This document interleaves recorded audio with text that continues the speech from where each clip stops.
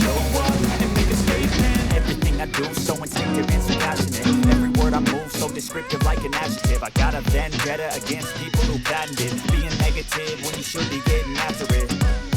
I got facts over tracks, this and that, spitting slow, spitting fast, I can roast, I can gas, think I'm okay at last, but I don't know if that can erase all the past. And the pettiness, a reflection of the emptiness, hilarious, you think you're worth my time, you're delirious, mysterious, because you hide behind a fake exterior, inferior, you know I'll always be a bit superior, get off of me, this ain't no humble brag, I want you to hear words, you can say them back, I want you to feel free from the chains that last, and to believe in what you got, it was built to last, yeah.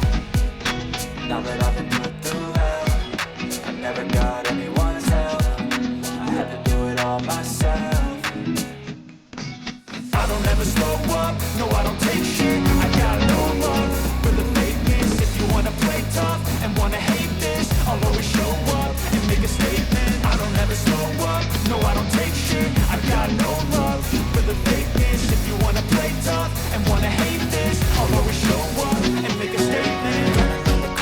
Of being incompetent, mental health is confidence, dreams and some modestness. I'm not here to say today, that's for you to take away. I could play a million mind games, but instead I say something not illogical, something that is topical. Rub it on and watch it go, make yourself unstoppable. Dreams are irresponsible, but they're always possible. If you just believe, you could be so remarkable. Thoughts in my head, a collage in this red. I'll be great one day, going.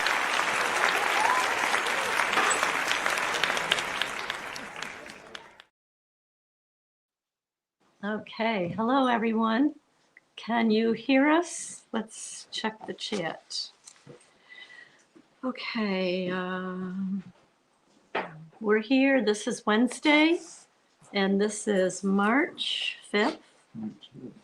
Taxes are done. Oh, yes. Did you want to say that? Yeah. Okay. Are we on? Yes, I think Hello, we're on. I'm going to check the chat. My hair always goes up like that. I don't know. Oh, That's fine. been a day How's over. the reception? How's the Can- volume? Yeah, how are we heard? I'm looking at the chat. I got to get on my phone, so be patient with me. Here we go. Okay. I'm looking at the chat. Okay, yep. Okay, turn my phone off. Okay. All right. We've got John Marciano. Hi, Fran and Joe and everyone. Yvonne, hi, all. Hello. Sky Graham, hi, Sky. Faden in San Diego. Got an important announcement. And Vexed Cortex. That's Johnny, right? Johnny. Hi, Johnny. Hello, Vexed Johnny. Cortex. Evening, everyone. Dehydrated Nurse. Hello, Dehydrated. Ricky Bobby. What's up, fellow sinners? Speak for yourself. Here, honey, you're not in the, can you center that so you're in it, please? Wild Wally. Hi, y'all. Your sound is good, Fran. Okay. And Michelle M. Sound is good. Jane Spitfire. Hello, John, Ruby, Yvonne, everyone. Hello, Joe and Fran. Going to surprise you this week. Oh, Jane, you're full of surprises. Always so sweet. And let's see. Okay, so we'll be introducing more as folks come in. But we've got a special night tonight. Well, they're all special. But the theme is transitions, love them or hate them. And I think people were kind of confused by the title. They thought if we were talking about transgender, but not exactly. No, not at all. No, I didn't have that in mind at all. No, it's just the title. No, I'm sure it's one. What did you have in mind? Like you mentioned to me just a little while about being born. Every one of us has been through the most serious transition of our lives. Every one of us was being born. That's a transition. From the womb. Can you hear Joe okay? I know everybody says you've From got the a womb soft voice. Until this, into the open world, the cruel open world. It's okay. They want to see you. That's a transition. Yeah. I mean, we were all there. We may not have memory of it, but we have trauma from it. That's interesting. So many people have trauma from birth. Yeah. That's a transition. Well, that's only one. That's just the beginning. The rest of our lives is filled with transitions.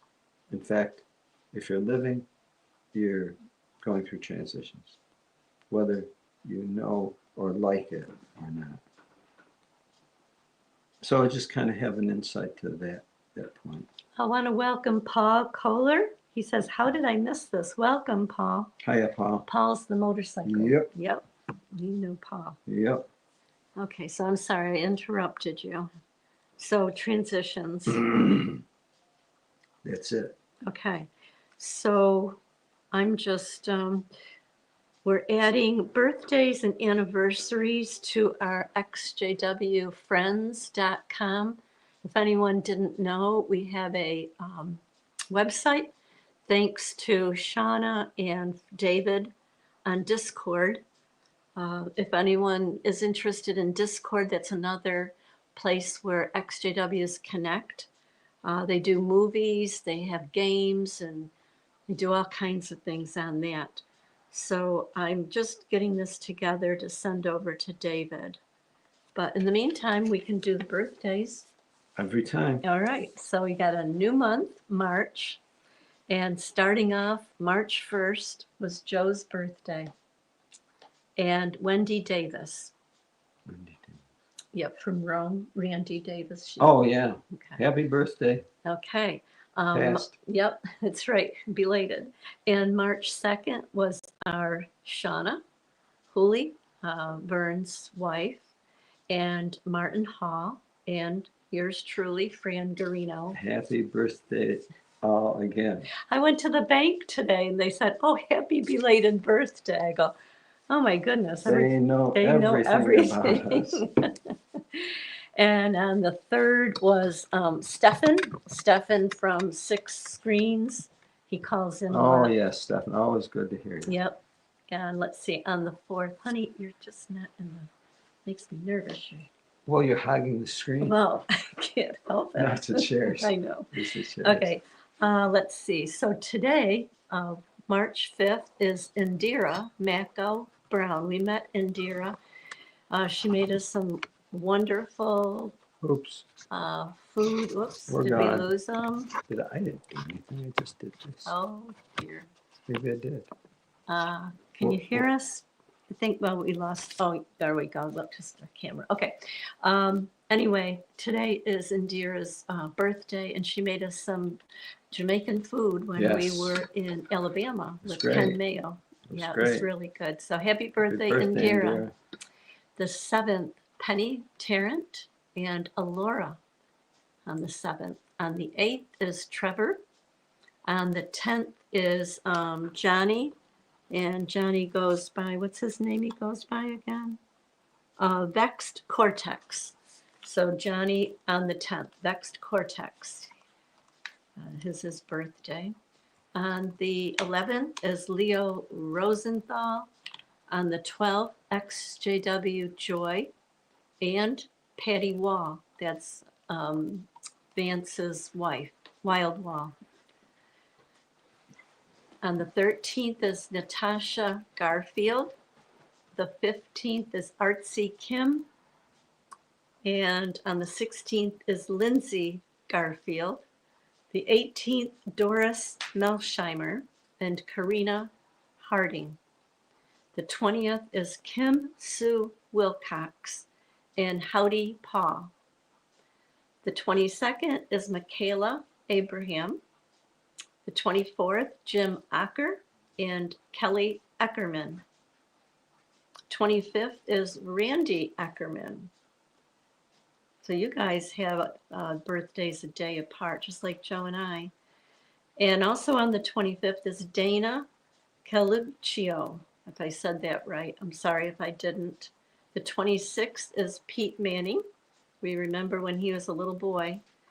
The 27th is, Michelle Regosa Michelle. On the 28th is Justin Fiorencio. And on the 29th is Dinah Lost husband, Lisa's husband, on the 29th. Okay, so those are the birthdays, and we have a birthday song. Happy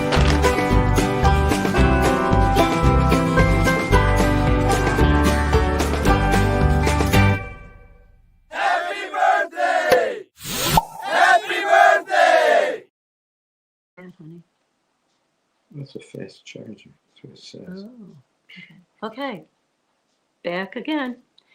Also, we have anniversaries.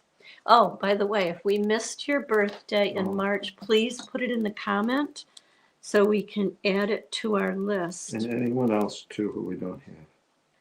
March is the best, obviously. Okay, let's see. Happy birthday to Michelle M.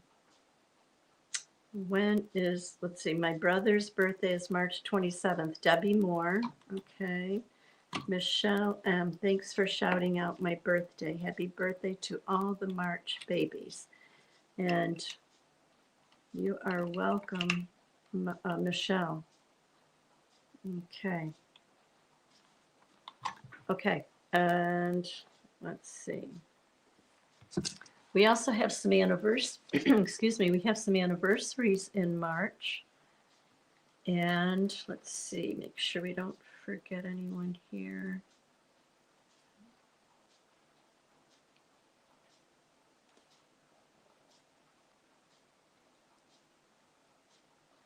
On the 28th is Randy and Kelly Eckerman, and that's their anniversary. Did I miss anybody? Are there any other March anniversaries? Please let us know in the chat. Okay, we'll be looking. And we have an anniversary song too. We're about to have a beautiful time. About to throw a party tonight.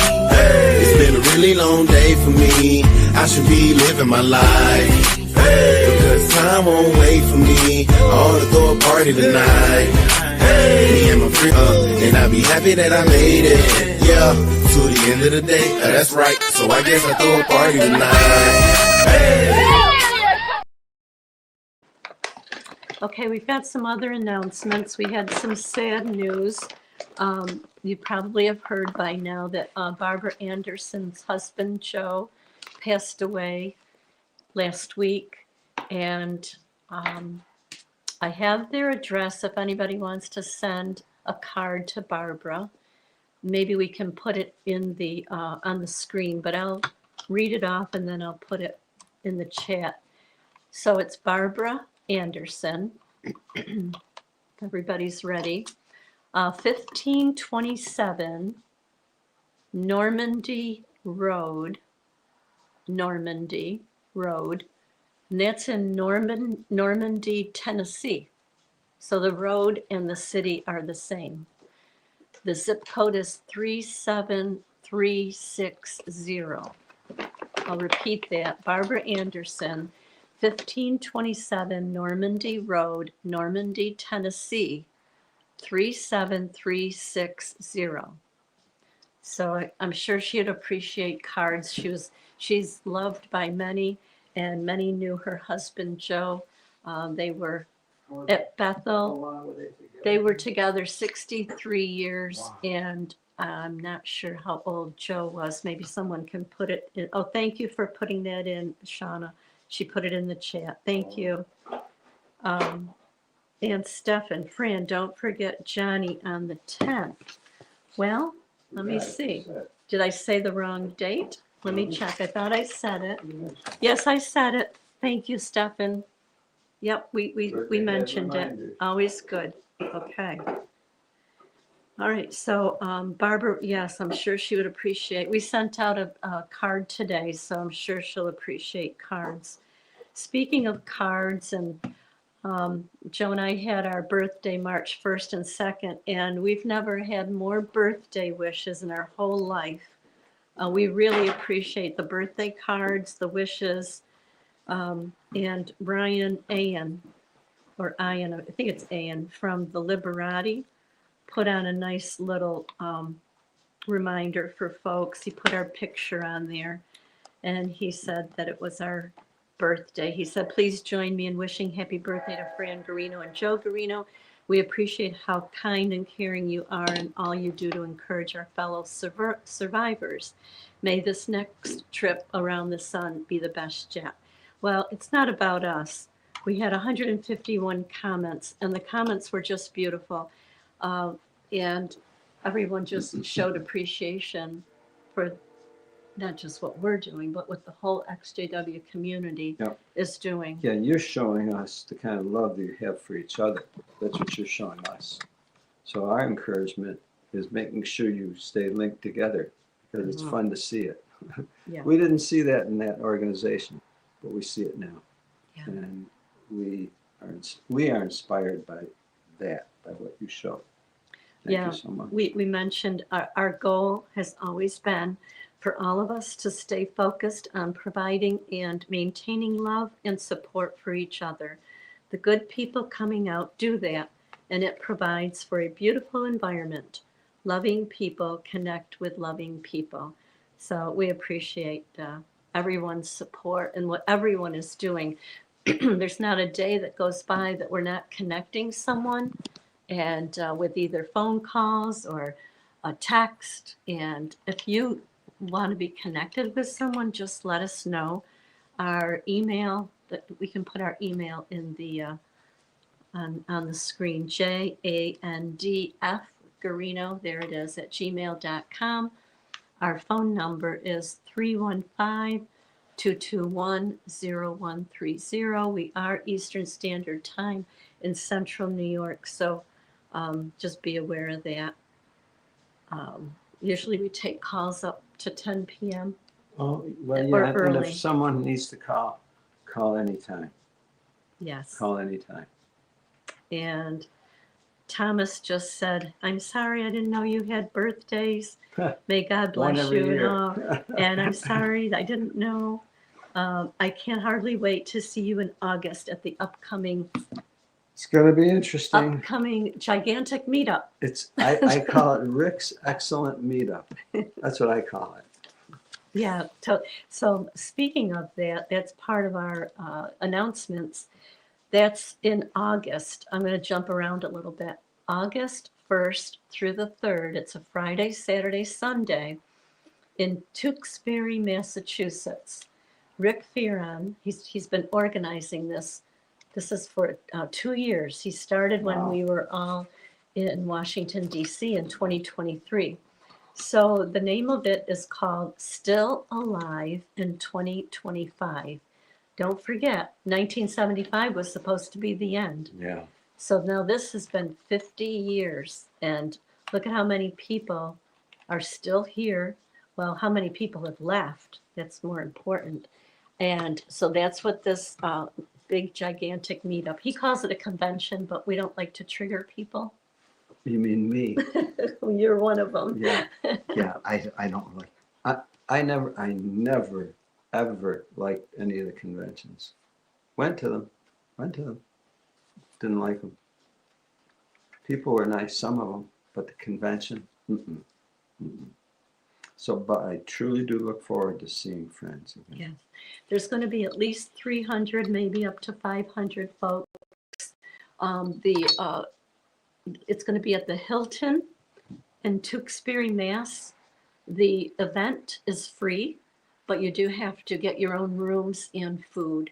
And there's a website that you can go on. Let me pull up that website because it's going to be big. And we're looking forward, wait a minute, it's in my notes. We're looking forward to seeing as many people as we can. I know that Pixie's going to be there, and what's the couple? Connie and Rich are supposed to be there. So a lot of folks. If Barbara Anderson is up to it, she's supposed to be there. Anyway, if you go to the 6 screens of the Watchtower, you'll see the event there. And all you have to do is get your tickets. Just write to Rick at, let me make sure I have this right. Make it bigger. Here it is.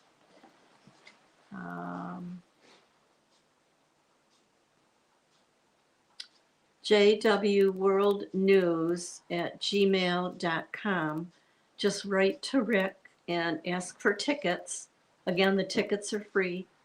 The name of it is Still Alive in 2025. Okay. We'll be announcing that every week. So, okay, our big surprise tonight is Faded in San Diego is coming to New York. So I said to Joe today, San Diego's coming to town. She was waiting for that all day. Anyway, he's going to be here the third week in May, and we are going to have a meetup at our location. It's going to be Sunday, May 18th, if anyone can make it.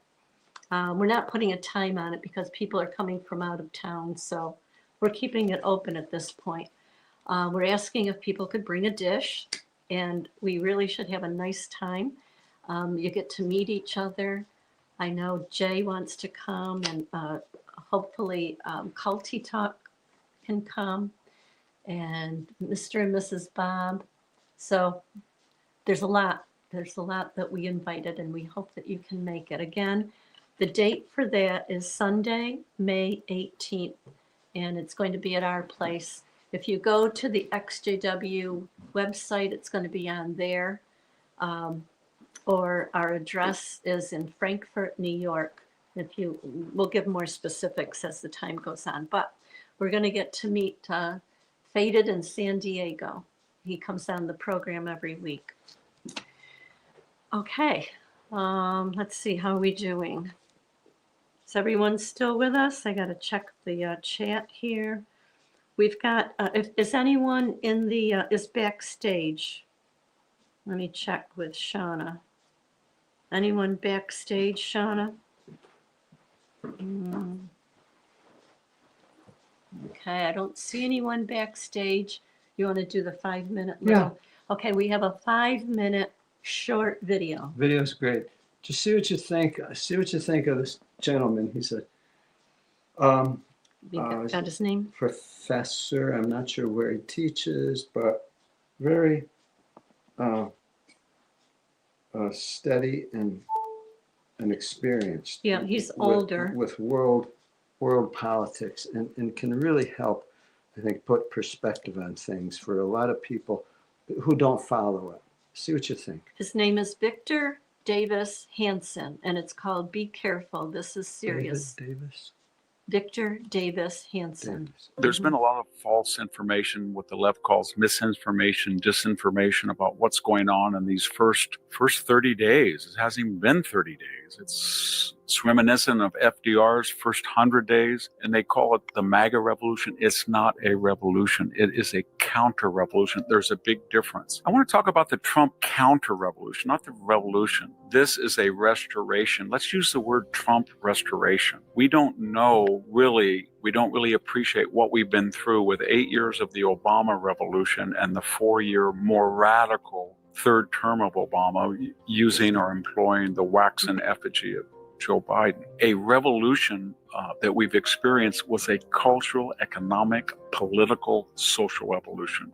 It was very similar to the French Revolution under the Robespierre brothers. We should remember what they tried to do. They changed the days of the week. They renamed things. They tore down statues. They went after the church. Does this sound familiar? This revolution that we've experienced, everything was up for sale. Everything was negotiable. We invented a third gender and rammed it down people's throats. We tore down statues. We said 1776 was no longer the foundational date. It was 1619. We changed the very mechanism that we vote. We went from 70% of the electorate voting on election day to 70% of the electorate not doing that, either through mail-in or early voting. That was a radical change that had no discussion. It was done by fiat. It was incredible. We looked at girls' sports and we destroyed it. We said that transgendered biological males that were now transgendered females could compete. They won over 600 medals they took away from hardworking female athletes. We had drag shows among young children. It was an effort to change the entire Constitution. We forget that. They were trying to bring in Puerto Rico as a state and Washington, D.C. to get 4 instant senators. They were proud. They said that they were going to pack the Supreme Court. Hadn't been tried since 1937. And it was an object of disgrace ever since, but they were proud to try it again. They talked about making states, the Senate, look like the House. They wanted, and a lot of them were advocating it was not fair that one senator in Wyoming, to take one example, is worth 250,000 votes, but a senator in California represented 20 million. They wanted to change the makeup of the Senate. They wanted to get rid of the Senate filibuster. Remember that. They wanted to bring back neo-Confederate nullification. 600 jurisdictions in the manner of South Carolina in 1832 are on the edge of the Civil War in 1860 when neo-Confederate Southern states said the federal government's law does not apply to us. Tariffs, Yankee tariffs, no, we were going to override them. Andrew Jackson almost invaded the Carolinas over that, South Carolina. And so these jurisdictions said, federal law doesn't apply here. We're exempt. We have our own laws. You cannot, federal immigration law does not apply here. It applies everywhere else to you, but not to us. So this was a revolutionary movement. Movies were different. Sports were different. Take a knee. And Donald Trump came in, and it was not sufficient to say, we're going to stop the madness of $37 billion. We're going to stop the madness of being short 40 or 50,000 military recruits because of this DI, coupled with the humiliation in Kabul. We're going to stop the appeasement of China. But that wasn't all. He said, the government is broke. We're going to go through all of these agencies. And finally, for the first time in the history of this country, when somebody says they're going to cut federal spending and drain the swamp or cut the administration, we're going to do it. And there's going to be no changing names except to go back to traditional name. And we're not going to topple statues. And if you break the law and you're on campus and you're on a student visa, you're going to go back home. So we're in the midst of a counter-revolution. It's not revolutionary. You know what it is? It's a return to normalcy. It's a return to common sense. It only looks revolutionary to revolutionaries, but to the rest of the people, it is a counter-revolution to restore normalcy and bring the country from the far left fringes back home again. I think the worst president in 100 years who has destroyed deterrence. And what do I mean? I mean, from when Biden came in office, Blinken and Sullivan were utterly humiliated in Anchorage in that summit with the Chinese. They just dressed them down. I mean, they sent a Chinese spy balloon, and we're learning more about it, with impunity over the United States. I'm talking about the humiliation in Kabul, they say 8 billion, but when you look at all the vehicles, military and non-military, all the infrastructure, the $1 billion embassy, $300 million retrofitted base, even the gender studies program at the University of Kabul. When you look at all of that money, it's probably $50 billion humiliation. Okay? So all I was saying in this, for MAGA to be realist and to deter its enemies so it does not have to go to war, you're going to have to increase the defense budget, make sure you got more recruits, and you're going to have to use military force because somebody is going to be stupid enough to challenge you. And if you don't, then you're going to end up like Biden. If you say you're going to drain the swamp, and this is before his appointee, so I didn't know exactly who he's going to appoint when I wrote it. But if you're going to say, I'm going to drain the swamp, you can't have a swamp creature in there. So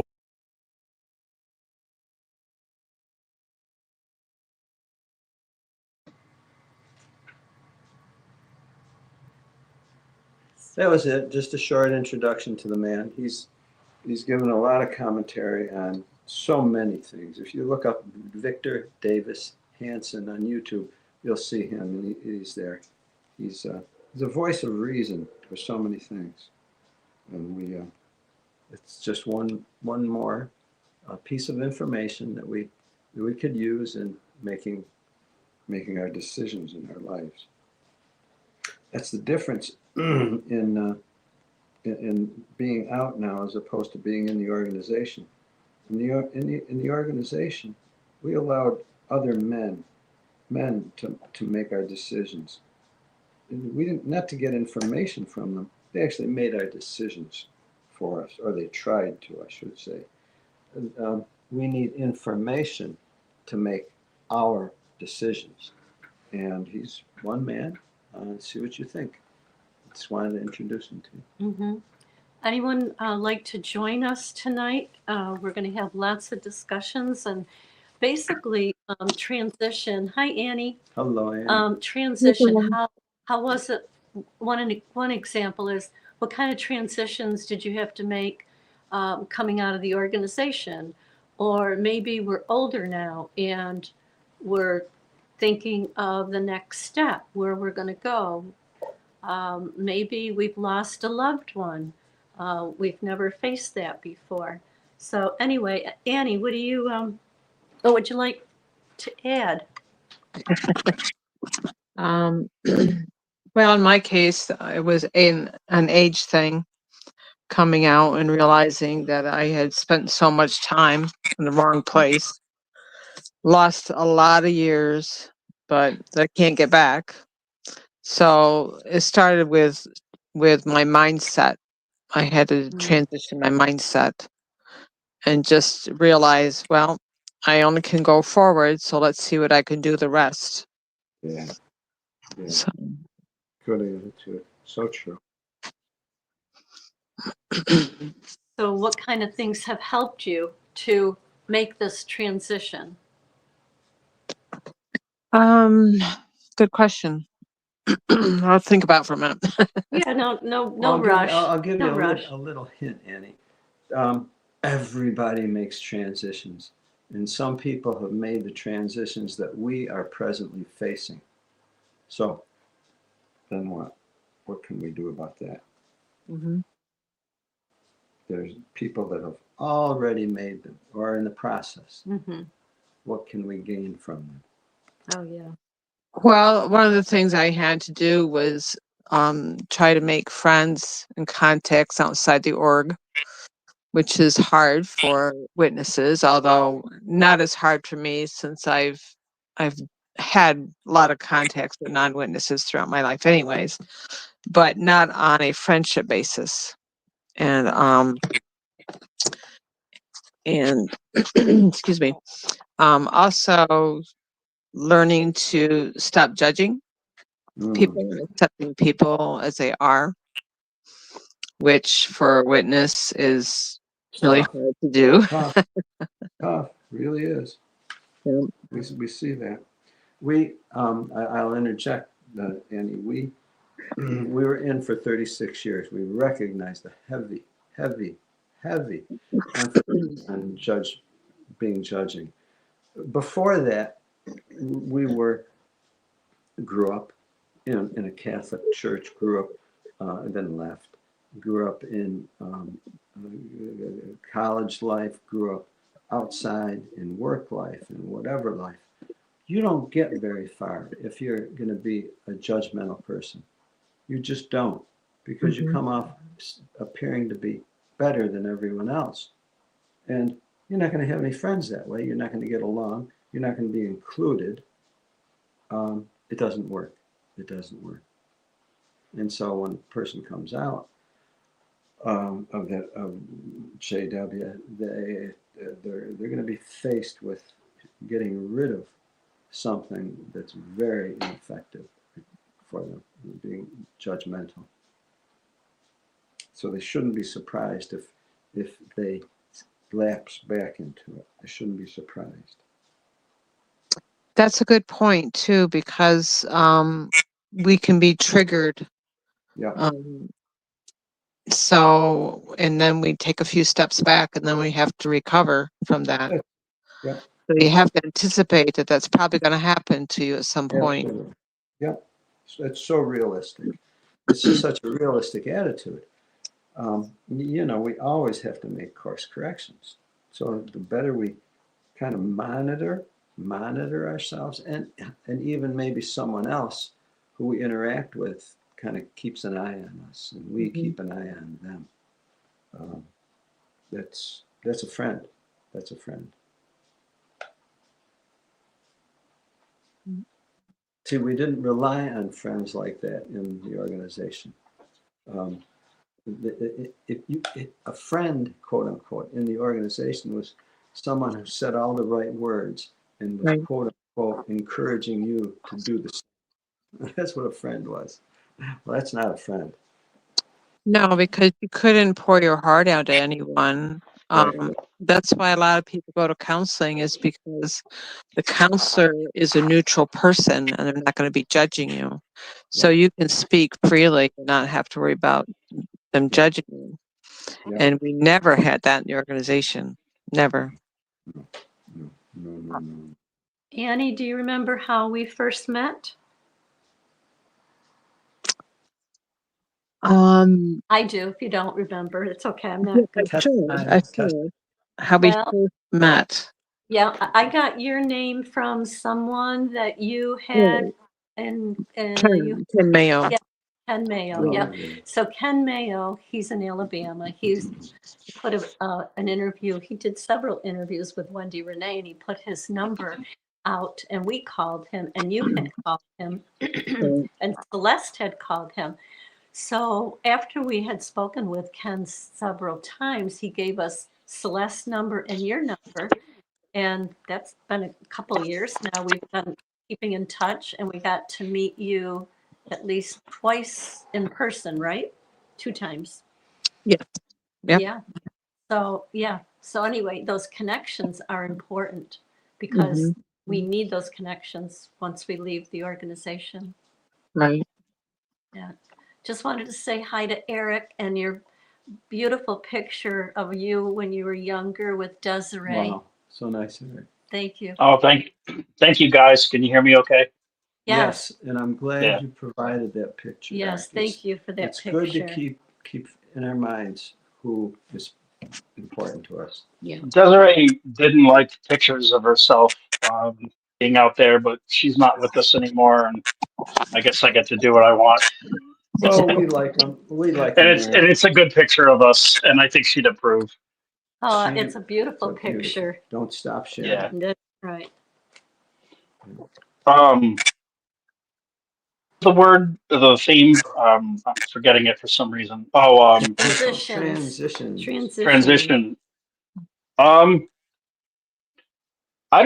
It's funny when you said that topic, because a lot of things came up, actually, more than Desiree. All I've known is transition.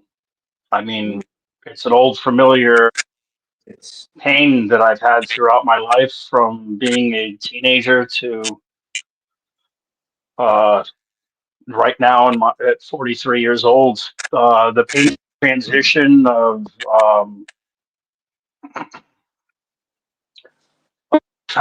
being disfellowshipped, right?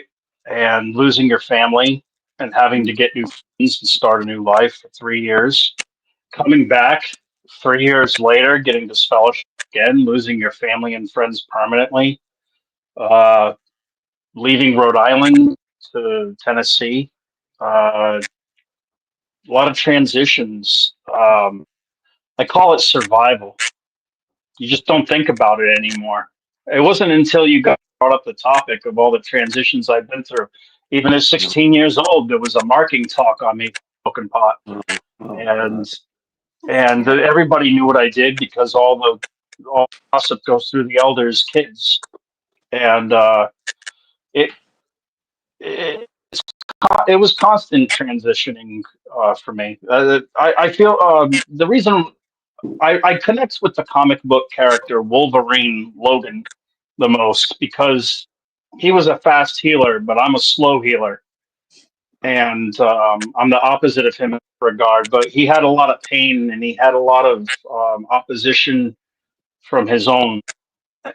And I connect with a person who has been through so much, even a fictional character that has been through so much pain, that has endured.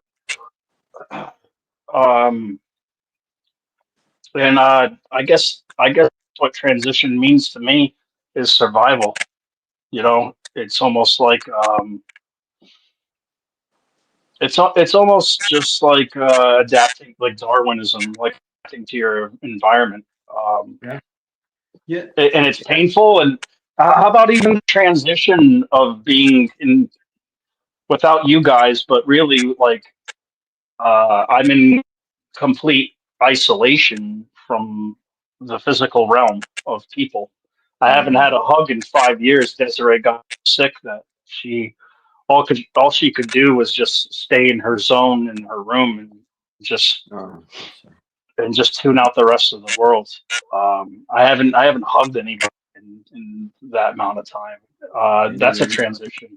you need a It's meetup. you become a survivor. I don't know. You roll with the punches. You keep taking them.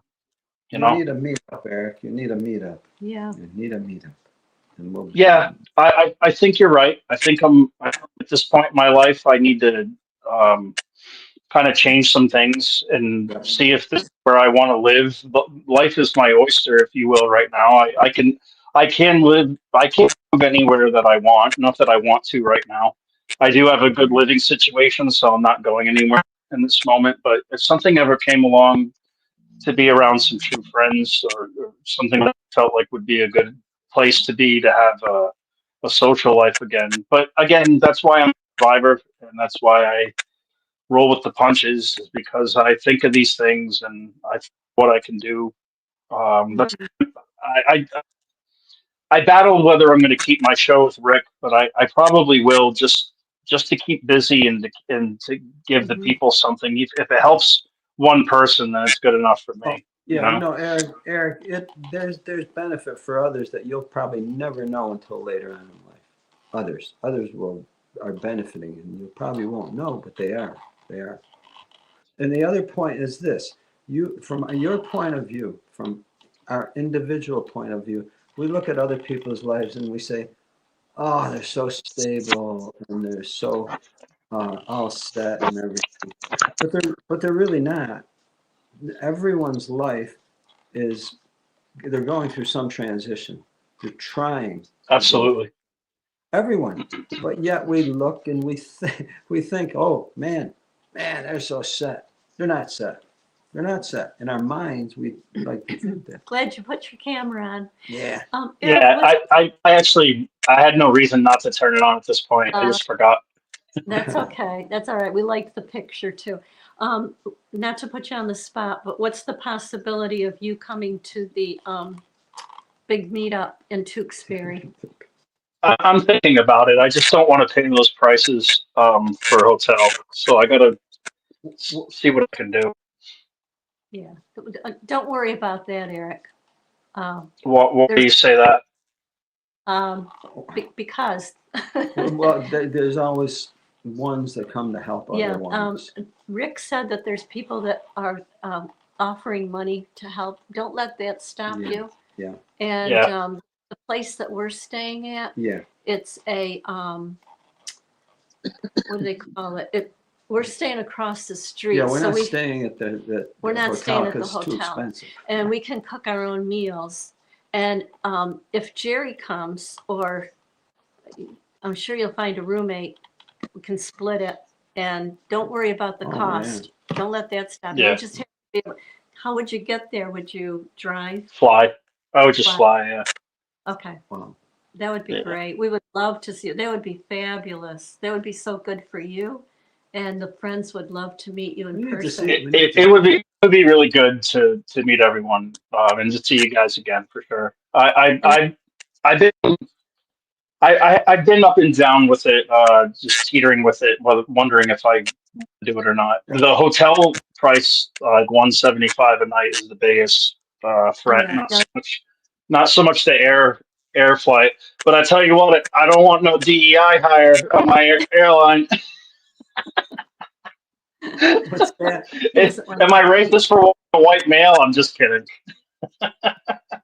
No, I don't care on the race. I just want to get there successfully. I don't like what.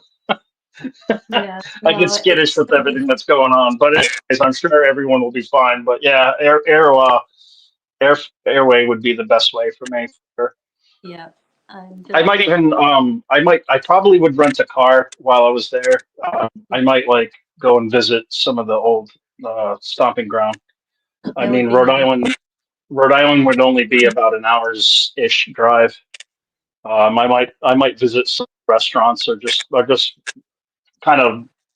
I wouldn't look anybody up, but I would just see some of the areas that I used to go to.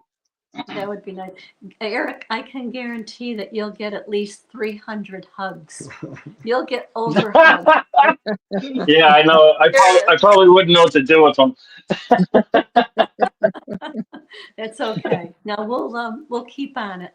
And That's here's cool. Bob. Hi, Bob. Hello, Bob. Hello. Hey guys, how are you? Good. How are you doing? Good. It's a little unusual for me to be coming on this early, but I had a moment, so I figured I'd hop on. The little Bobs tend to keep me busy, and probably will, considering that I'm single-handing it right now. So Ooh. I may be popping in and out a little more than usual. But Well, little Bob can say hi too. they might. But right now, all three happen to be electronically entertained, so we're in a good spot. Oh, good, good. Yeah, we're talking about transitions. Yes, I saw that video. What did you And think?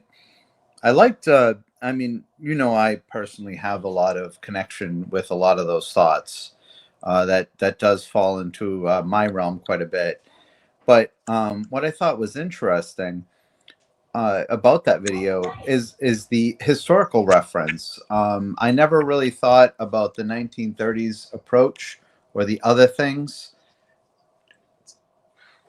and the stacking of the courts, or the 1860s rebellion of the Carolinas. I never really considered those as mirrors to what we saw. So that was really interesting about the video. So thank you for sharing that. I'm probably going to be watching a little bit more of his stuff. He's a very helpful guy. He really is. And Annie and Eric, I've heard some of your stories in previous episodes. Sometimes I can't tag in, but other times I tend to, I get to hear. And your story was moving. It was, Eric, about your situation, and I have to agree with Fran's assessment and yours as well about being able to jump out. I know, and to be out with people, but it's important. I mean, I don't know all the reasons, nor would I claim to be trained or knowledgeable in this effect, but having people around does help when you're going through it. And I had a series of transitions in my life, not overly great. I'm not going to bore everybody with a bunch of details, but through it, there people just, when they were there, it made it a little bit easier. It gave me some time off. I felt some comfort and appreciation. So I think that would be awesome. And yeah, if you can come this way for that, that would be awesome. I'm actually up in that realm, that area. I'm from Massachusetts area. So yeah, if you could make it up there, I'd like to spend some more time visiting with you then. So personal invite to the area. If I do make it up there, we're all going to the north end, and we're gonna go to Giacomo's and eat some food together. You're gonna what? I'm sorry. We're gonna go to the north end, and Andover Street, and that's where Giacomo's is. It only has 10 tables, and we're gonna all fit our ass in there and get a great meal, even if it takes a few parties at a time. Oh, absolutely. I was in the last time I was in the North End was with another ExJW. So this might be a thing. All right, so you know what I'm talking about. It doesn't have to be Giacomo's, but I'm just giving for an example. Yep. Also, what's the cannoli place? Mike's Pastry. Well, I'm a modern guy, but Mike's is the one that's known. So we're gonna have to go to modern. There's another one that's down the street that's supposed to be better. But yeah, Moderns is better. That's what I love. Moderns, okay, that's cool. Yeah. But regardless, you'll be happy with either one. Absolutely. No, it's I love the culture. Nice I love the culture there. Yeah. So you know the area better than I do. I'm more of a Providence guy. Providence, Rhode Island. There's nothing wrong with the hill. I enjoy staring at pineapples. Atwell's. Actually, you know what? I don't think it's a pineapple. You want to hear something crazy? Because of my conspiracy theory, I think it's the pineal gland. I think that's what You it know, actually is. Because it's from that the Vatican. Because it's from the Vatican, and the Vatican knows what that is, and they calcify it on us. Anyways, if you, sorry. if you look at the ancient pictures, Sumerian ancient pictures, that probably isn't that far off on a thought process. That makes sense. Plus, if you're a hill guy, then you're all into the calamari, because you can't be The, into the the federal what? hill without The calamari. calamari? I love fried calamari. There's no other way. I love how they do it with the fried peppers too. They'll Exactly. throw some like yeah, There's great that and place garlic. right at the Yep. bottom of the hill, heading towards the Yeah. valley there, and Yep. it's on the what would that be? That would be the north side, right? Yeah, there's a little hole in the wall Yes, it right would there. be. That Yeah, where yeah, it comes into the conjunction of the ghetto, like near Chalkstone Avenue. yeah, Yeah. yeah. You know the hole. Oh yeah, I lived there. Yep. Oh, whenever You I'm know it down too, that though. way, You know New England very well. well, I've lived in quite a few different parts, so That's cool. I wonder if but we ever crossed paths with a witness and didn't know it. what? Oh, well, it depends. Rhode Island, huh? Yeah. Used to go to like the convention, like let's see, um, along What at the? Amherst, right? Oh, you were an Amherst, Amherst and guy. then You didn't do Providence Civic Center as a kid. I did Providence too. Yep, I did both. Do you But remember? they got rid Do of you remember the They got rid of Providence? Providence, and then we went to Amherst. Right. Remember all the times that every time we went to Providence, there was always a scandal of some kids trying to break into the strip club across the street. Like every I other would year, hear like about it. another Yeah, kid was busted for that. Wanted to see naked women. I was like 11 years old when I went there, but like I did still hear about it though. Every year, it's like another kid got busted trying to break into that place. Ah, That's I funny. think that's why they got rid of it, because it was literally like you walked out the front door and you went down like 6 doors and there it was. Providence is I, the strip club capital of Rhode Island, of New England, basically. There's a strip club on every I would corner. Seriously. maybe the East Coast. Holy Yeah, Rhode Island specifically is. I think it's north. Yeah, you're right, like New England, but Rhode Island's really bad. We've had quite a bit of local needs talks about strip clubs in our kingdom halls in Rhode Island.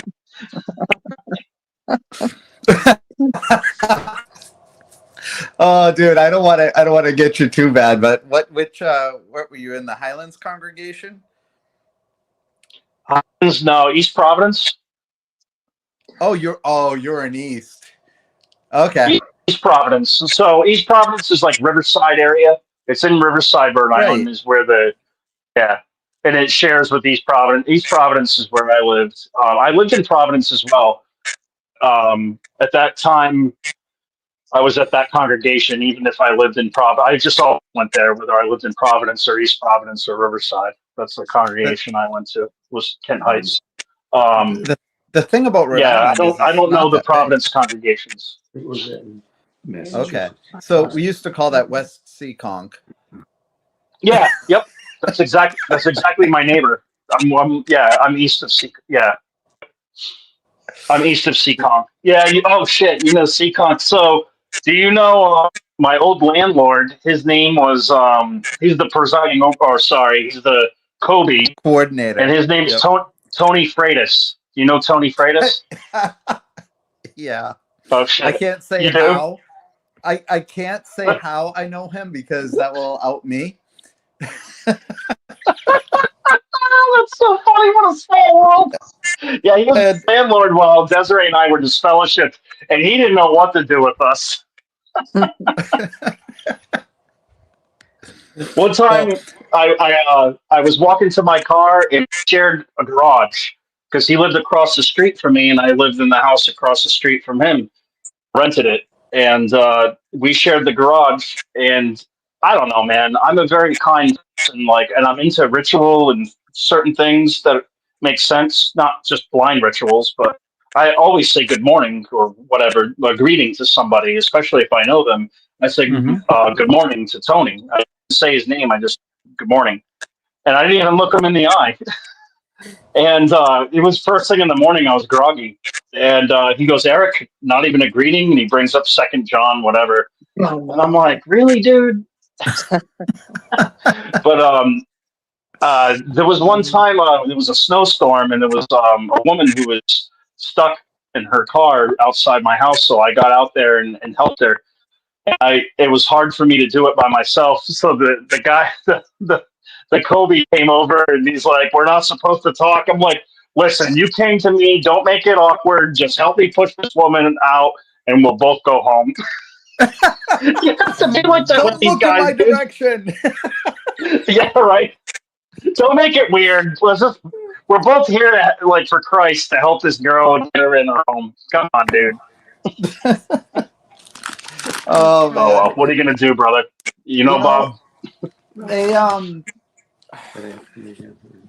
yeah. See, the thing is that I still have relatives very nearby, and so I can't say a whole lot because then I could potentially hurt them. They're still very much in, so I have to kind of.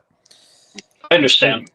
Back to that tell us area, again but where you're from, Eric. Tell us again where you're from. I'm from Riverside, Rhode Island, and I lived in East Providence and Providence, Rhode Island my whole life. That's where I'm from. Okay. And I was born in Houston, Texas, and lived there till I was 6 years old. But I spent all my days in Rhode Island, and I did live in Bristol, Rhode Island, for a short time too, the Bristol Warren area. But yeah, that's okay. I've been a Rhode Island boy most of my life. Never lived in Mass, but different parts of Rhode I'm Island. sorry to do this, but the fact that you went to Bristol, I gotta go 80s on you. Moving on up. Moving on up. What? I'm not getting the connection. What's the connection? I'm not getting it. Oh, the TV show. Moving on up. Yeah, but what's that connection to Bristol? In the 80s. Oh, because you went from Riverside to Bristol. Oh, the Bristol finger route. Well, yeah. Bristol's definitely a town. Oh, that is a total. I mean, it's not Newport, but I mean, it's like no, but it's close. Bristol. It's close. Man, you really know my neighborhood. Yeah, it's not. It's not Newport, but you know what? The home that we lived in was cheap rent, but the windows were really bad, so your utilities went right out the window, literally. But actually, it was cheaper rent, and we lived. Yeah, it was nice. We lived right near the water. I used to walk my dog, our Desiree and I's dog, right down on the water where the park. Let's see, what restaurant is it? It's I can't think of it. It's like a clam shack. Man, it's been Bristol so long Center? since I've been to Rhode Island. Yeah, and it's on the piers, right? On the piers, yep. Yeah. You got it. Yeah, we lived right near there. Actually, I've been there.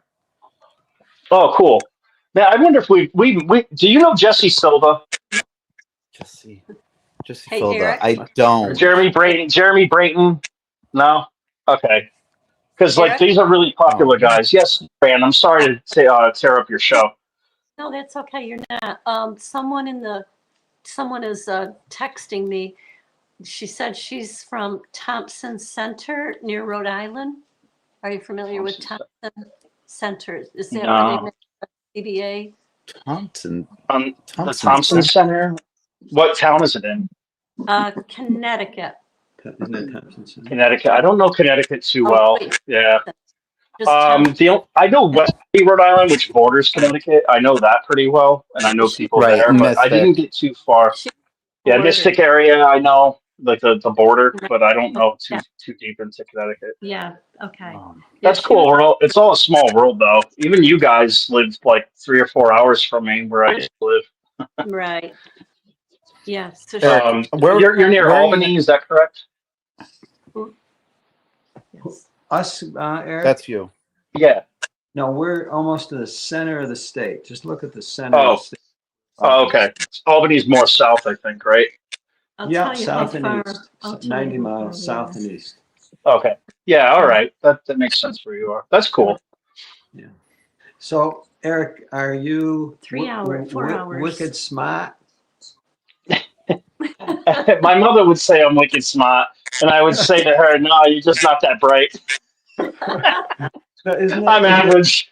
Is it a Rhode My Island thing? my mother is very gullible. I'll give you an instance. If anybody here, and Joe and Fran won't know this, but there was a song that Bush did, and I don't even remember the name of the song, but in the chorus he would say, "There's no sex in violence," and my mother would say, "What is he saying?"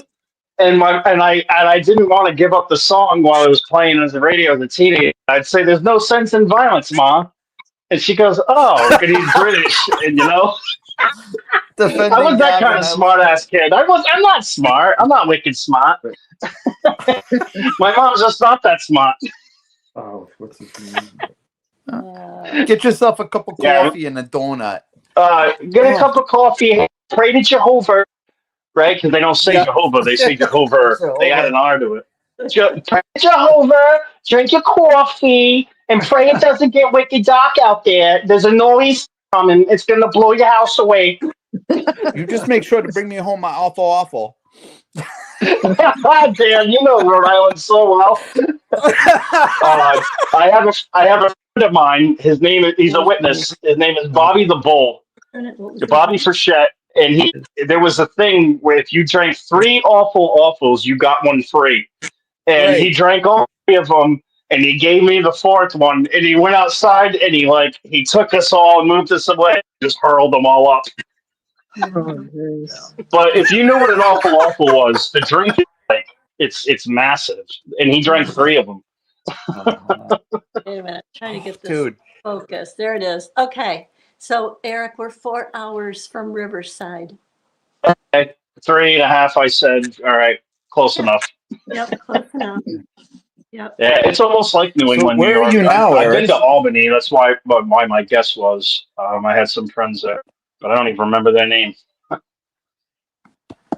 Where are you now, Eric? Do you mind saying? Or Tennessee. Oh, you're in Tennessee? Like just outside of Nashville.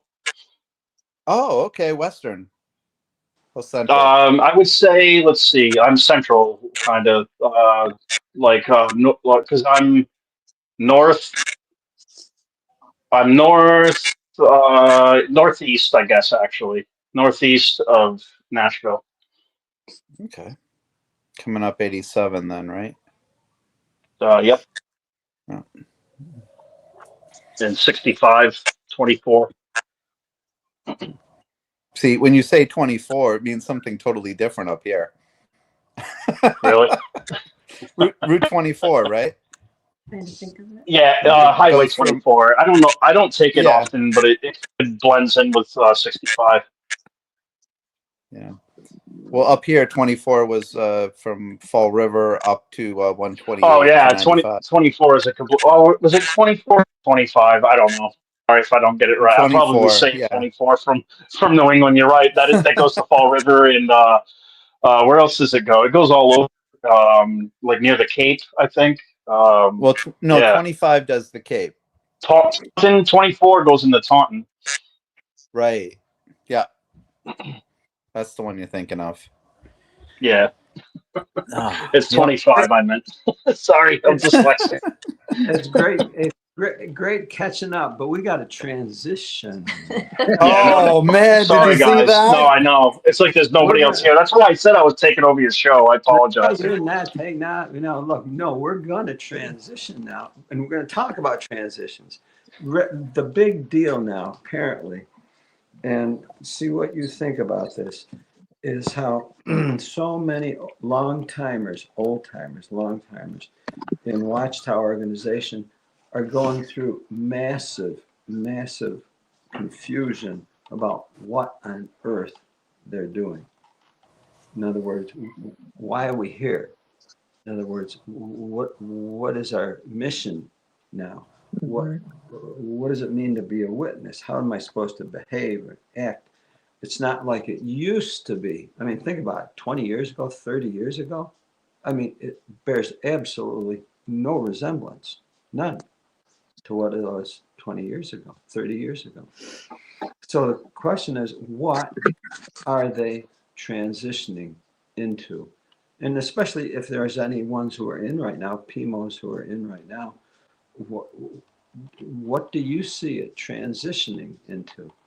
And I'll give some of my insights as to what I think, but does anyone notice the transitions? Well, yeah, there's a lot of changes coming, and I don't know what to expect because, I'm not in touch with it. I can't stand to listen to it. I I just can't either. I can't either. got I hear other ex-witnesses channels talk. Transitioning, going to that, back to that topic though, coming out of whatever phase the Watchtower's transitioning into, it really leaves a person, myself included, to figure out what they believe now. Yeah. I mean, as far as their spirituality is concerned, or do they believe anything that they were taught? And that's a big one. That sometimes catches me off guard because I'm Okay. a little bit jealous of people Oh, who. okay. From an outside, I'm gonna take myself as an outsider, even though I was in for 36 years.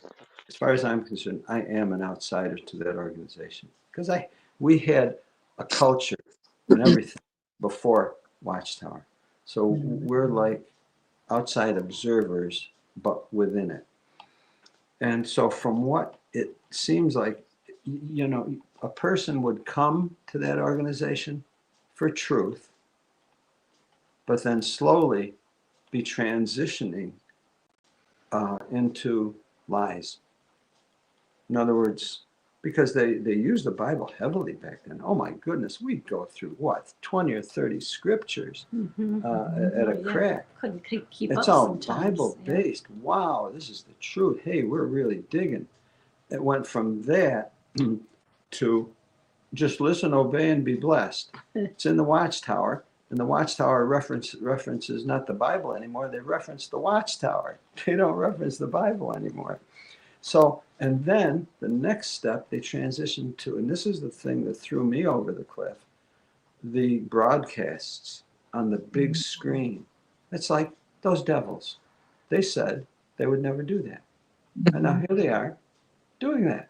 And I've got to look at their ugly faces on the big screen. And it's like, what on earth are they doing to people? They said they'd never do that. They said they'd never beg for money. They're begging for money. They said they'd never be the big screen. Yeah, and then they put on this Jody Jadley. What's he do, Eric? What's Jody do? Real estate. Big time. Big Big time real estate mogul. Oh, man, that man's hot. He's on In fact, fire. he's written a book, I believe. Isn't that correct? Yeah, Yes, probably. yes. Oh, and Yeah, he wrote a book on how to be successful, or at least how he got his success in the real estate industry. And they get these offshore accounts or whatever in Ireland, and it's like, and then they're building this multi-billion-dollar Ramapo media center, and it's like, what are they doing here? We built their real estate company. We built it, literally. We literally built those stupid buildings. And now they got them and they're big time real estate. And I think that's one of Watchtower's biggest fear is losing their free labor, because they couldn't continue if they had to start paying labor. Well, okay, well, again, the transition, Annie, the transition. Think of the transition. They're selling off Kingdom Halls. I don't think they're building too many more Kingdom Halls. I mean, they can make massive billions just in buying and selling real estate that we don't even know about. And besides that, the videos, I think what they're doing, they're transitioning from a Bible religion-based organization to a Hollywood media conglomerate empire, to where they've gotten the people trained and groomed to be idol worshipers. They're idol worshipers. Anyone who's in that organization has to be an idol worshiper. They're idolizing those men. They're idolizing who knows whatever else.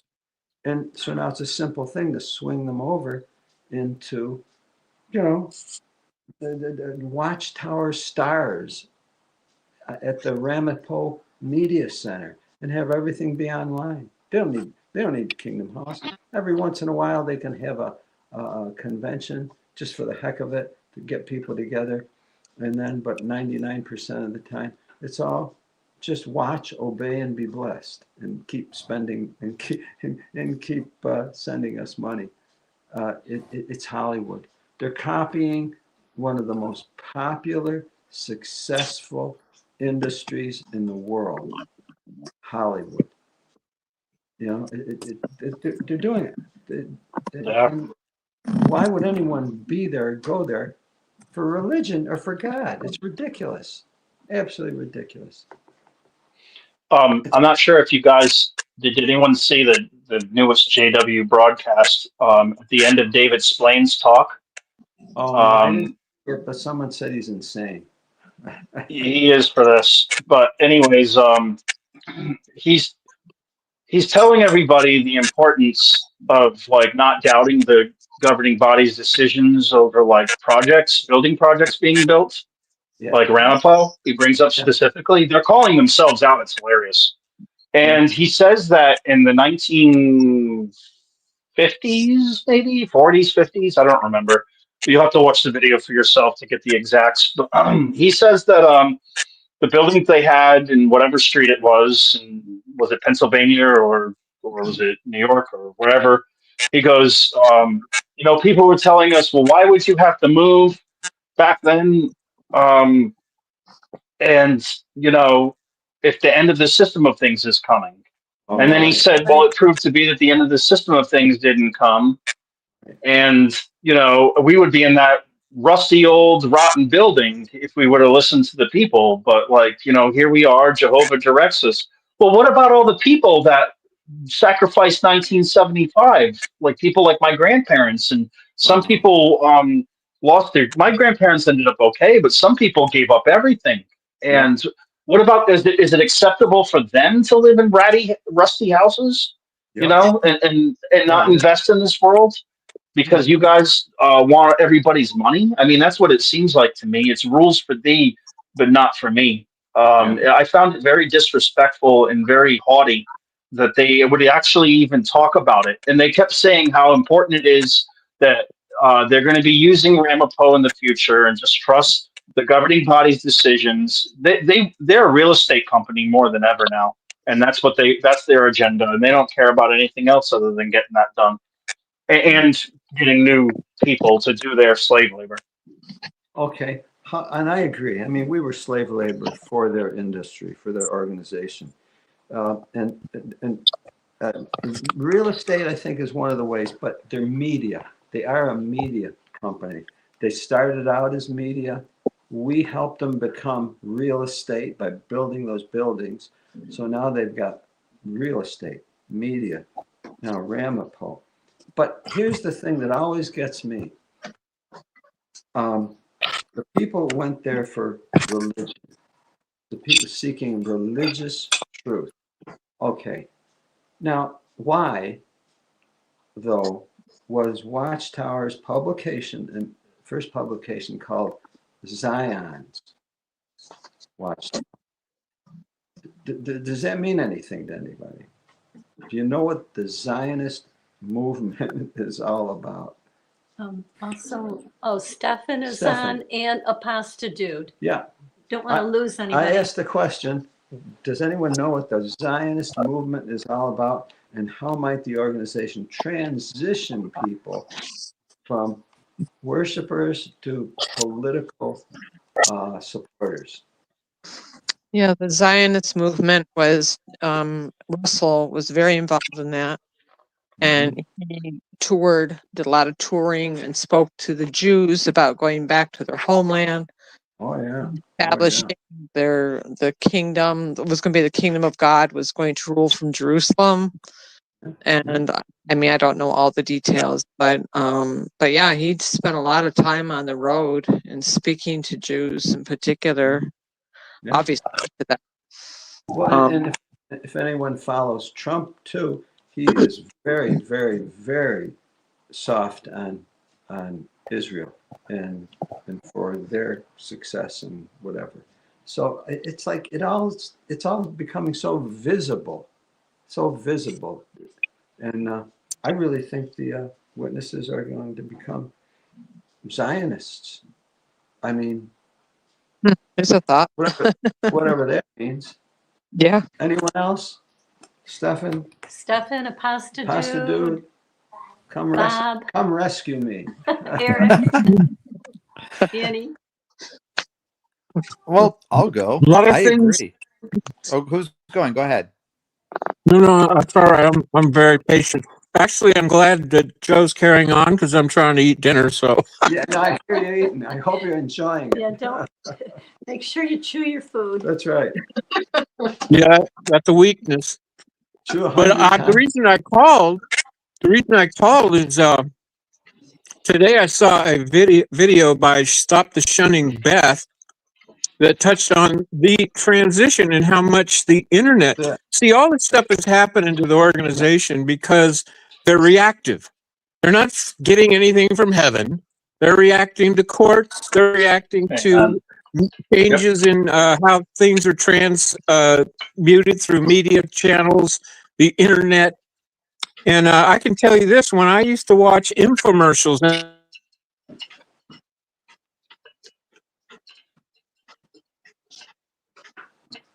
Whoops.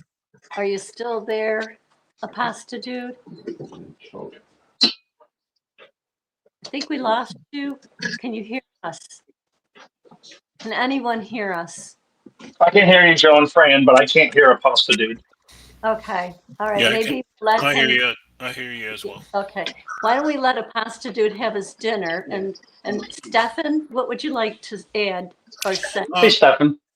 Hey, Eric. I was teasing you earlier because somebody said come and they were going to give you hugs, and I sent you a chat said I'm not hugging you, but you didn't see it. I didn't see it. No, I don't have the chat open.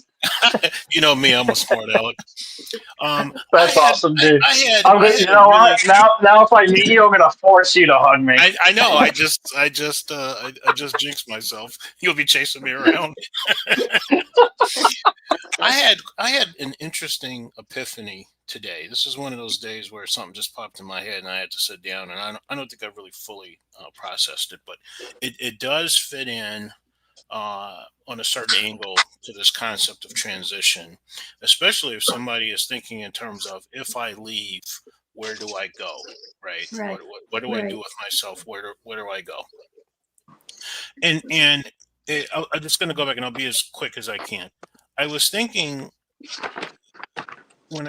even actually before I woke up, but there was something that I just couldn't put into words, and so I'm the type of person, if I'm going through something, I kind of stop and sit down and try to figure out what's wrong with me, right? And I had this growing discontent, just a feeling of lack of fulfillment. You know, if you ever have that, what am I doing? Why am I doing it? I'm not getting anything out of this. And this is how I was feeling when it was talking about JW stuff. And I started thinking about what is the point of all these meetings, all these assemblies, all these conventions that we go to, right? And I realized it was almost like, especially with the conventions assemblies, it was almost like you're expecting to hear something in some talk, in some drama, in some experience that's just going to change your entire life in some dramatic way. That it's just going to propel you to some spiritual height that you just never even knew, like you're almost standing with God or something like that. And then, of course, after every meeting, after every convention and assembly, you're pretty much right where you were. You know, you didn't achieve any spiritual plateau. You just really received only emptiness. And that was really something that I started pondering. And this is even before I woke up. So I guess I was on my way to waking up, but from a different angle than I ultimately did. And so I was kind of amazed by that. I was like, what is the point of this? And I was kind of also wondering, do other people go to these meetings thinking that they're going to hear something that's just going to completely transform, and change their life. And then I woke up one day and I just realized these meetings are pointless. They don't achieve anything.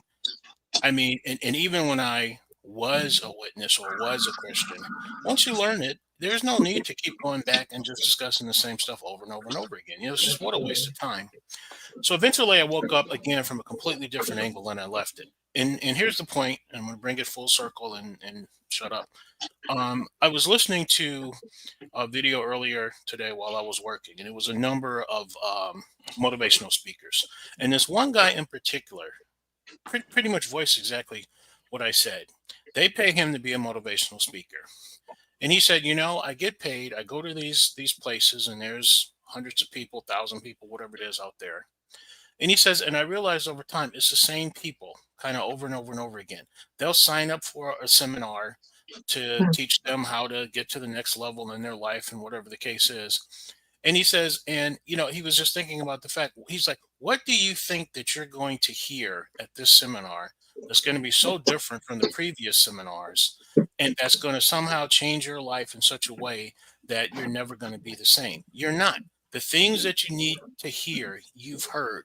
They're out there. This is when you need to stop listening to everything else, turn inside, do the work that you need to do to get you the results that you want. And as soon as he said that, I said, you know what? That's the exact same feeling that I felt about just going to just meeting after meeting. You just get on that rabbit wheel, not a rabbit wheel, hamster wheel, just a hamster wheel of meeting and meeting me. Get off the hamster wheel. Think about what are you doing? What is it that you expect to hear after meeting after meeting after meeting? I'm not saying don't read the Bible. If that's your thing, go ahead and read it. But what do you expect that you're going to hear different? And even when you read the Bible, it doesn't change. It's been, maybe it does because everybody's making their own translations, but overall, it's not going to change. At some point, people are going to have to stop listening to all of the talking heads and the motivational speakers and all these meetings and all this stuff, and look at you, make whatever changes you have to make, and take your life to the next level.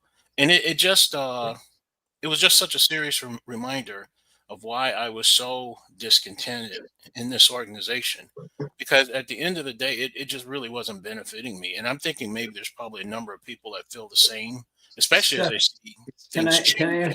Can I ask you a question, Stefan? And I appreciate what you're saying. Of course. If you felt you would lose out on something for not continuing, would you leave? Well, so that's the point, right? The point was that it was pointless in going. If I felt like there was a point to all of it, there was some benefit to it, then of course I would continue, to go. But that's the case. There was right. So I maintain that the people are really sticking around for the prize. They're just waiting for the prize. They're just waiting for the prize. They want the prize. It's greed. It's greed.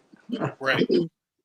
They want the prize. They don't want to get close to God. They want the prize. Did anyone have this kind of person in their congregation? We had this one sister, and she would always say after the convention, "Oh, this is exactly what I needed." It's like a shot in the arm. Did anybody else have someone like that? Yeah, exactly. My grandmother. Your grandmother. She took notes. She was like, "Yep."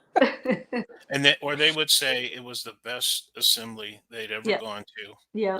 And then my mentality was, okay, 2 months from now, I'm going to ask you something that you remember and have used from that assembly, something that changed your life. They could never even remember. I don't know if you guys remember, but if you guys remember, you'd go to assembly, and then maybe almost like a month later, you were supposed to go to one of the meetings and bring all your notes. Sit there and go. Now, if you were like me, I wouldn't have remembered anything if I had my notes. Half the time, I couldn't even read my notes. They made no sense. So I couldn't believe what they expected out of me. I'm like, I'm done with school. I graduated high school. I'm done. So, but the note thing, I'm like, I have an auto body career, and that requires some homework sometimes. But I wouldn't do watchtower stuff. I wasn't good at it. Maybe that's why I didn't get indoctrinated like my parents did. I wasn't a good studier. I Right. didn't. I didn't believe everything that they told me, and I was a sinner. I got disfellowshipped half my life. How many, Eric, did you ever, like, you pull out your notes and you have, like, Metallica written up in the corner? Or just, Oh, like, dude. you have, like, these terrible things and you're hoping that nobody else in the congregation is looking at your notes? Because you're going to get Oh kicked out man, if I they wish see your notes? I just found my Revelation book. Remember the Revelation book, the red book, right? Yep. And I'm looking for it right now, and I don't know where it is. It might be in my spare bedroom, but damn it, Okay, so when I reopened it, I laughed my ass off. I had there's a picture of these guys that are like on horses and they're like running through lava, and one of them's like this, and he's jacked, right? And I grew like bone claws coming out of him like Wolverine, and I drew his mask on him and stuff like that. There are three frogs, right? And there's missiles and there's all kinds of stuff happening. And under each frog, I wrote Budweiser because it was the I did that 90s. too! There was one politician that looked exactly like Judge Ito, and I wrote Judge Ito with a carrot down pointing at him. Like, dude, my doodles were so disrespectful and bad. Anyway, sorry, everybody. So my point was the fact that we had to go get notes that we took to try to remember anything Sorry, that was discussed really shows that it made no real impact. When you hear something or read something or take in something that really resonates with you as a person, you absorb it. It's a part of you now. That's why you can go back and you can remember something your dad or your granddad told you when you were 5 years old. You don't remember anything else when you were 5 years old, but you remember when your grandpa said such and such because it stuck with you, it resonated with you, and it's something you've been able to tap into and use. We didn't remember those things that were discussed because they made no real difference. They didn't resonate with us. It was just a bunch of information thrown at us, but it didn't do us one bit, one bit of good. It was grooming. And I remember, sorry. I know after this I'm done. And I remember even probably the last 3 CO visits, because normally I was a guy taking all tons of notes and like everything. And I remember we had this circuit overseer, and he had gotten through all of his talks that first midweek meeting, whatever it's called now. I hadn't written a thing on the sheet of paper. The next talk that he gave, whatever day that was, I hadn't written a thing. And I just slammed, I was in the middle and I slammed my notebook, and I'm sure people heard me, turned around and looked at me. I was so pissed off and disappointed. This man came, we got all dressed up and shaved and showered. You guys know how it is, racing from work, probably didn't even get a chance to eat dinner, and you go there to hear the person talk. And I didn't write one thing down because he didn't discuss one thing that was worth even writing down. This is what I'm talking about. And I started saying, what am I doing? This is nothing but a colossal waste of time. No, see, Stefan, it really wasn't a waste of time. You were being trained to be submissive. That's all it is. It's all it was. You weren't being given spiritual gems. You weren't being taught things to benefit your life. You were being trained to be submissive. Right. And you didn't take. No, I don't know. I learned 2 things.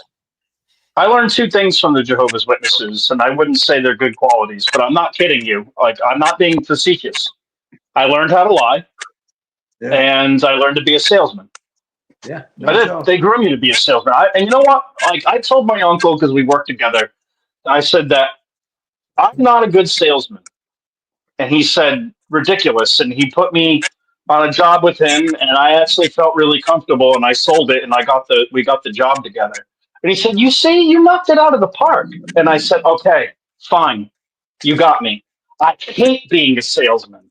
I hate it. I don't like being fake. It doesn't get me off like it does you. You love the thrill of the sale. I hate that. But that's a quality that Jehovah's Witnesses teach us, because it's even the thrill of getting a convert, right? A Bible study. It's the same thing. It's all sales.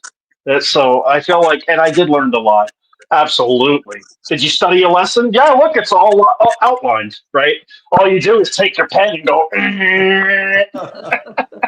with the ruler, and you're done. Why did we have to use the ruler? Well, I why used the was ruler it to make it always neat, ruler? to No, make it you're look right. like We I did. really tried, you know? we had a CO teach us how to use the ruler. Wow. Really? Oh yeah. You didn't Wow. record How it for posterity? How Oh, insulting. yeah. How He taught us insulting. to use the ruler. Hey, can I interrupt this program for an announcement? Of course. Okay, this is from Michelle M. She says, I have the best news. My 32-year-old elder son woke up! Exclamation, Oh, exclamation. Wow. wow, He, that's incredible. he said, elders are not Holy Spirit. He's very upset and said he wasted 30 years of his life. I said, well, Wow. I wasted almost 40 years of my life in that destructive cult. I'll be celebrating his birthday for the first time in 32 years. Wow. Isn't that Oh my beautiful? Wow. That's awesome. What a great Congratulations, story, Fran. Michelle. Wow. Thank you. How do we clap on this thing? Is there How a do we Like clap? this. No, is it? I mean, is there a clapping emoticon? Yeah.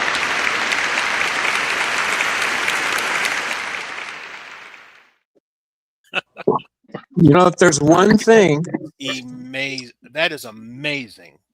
So there the you one go. thing So that that's Holy that may Spirit. wake up. There Hello, you go. hello.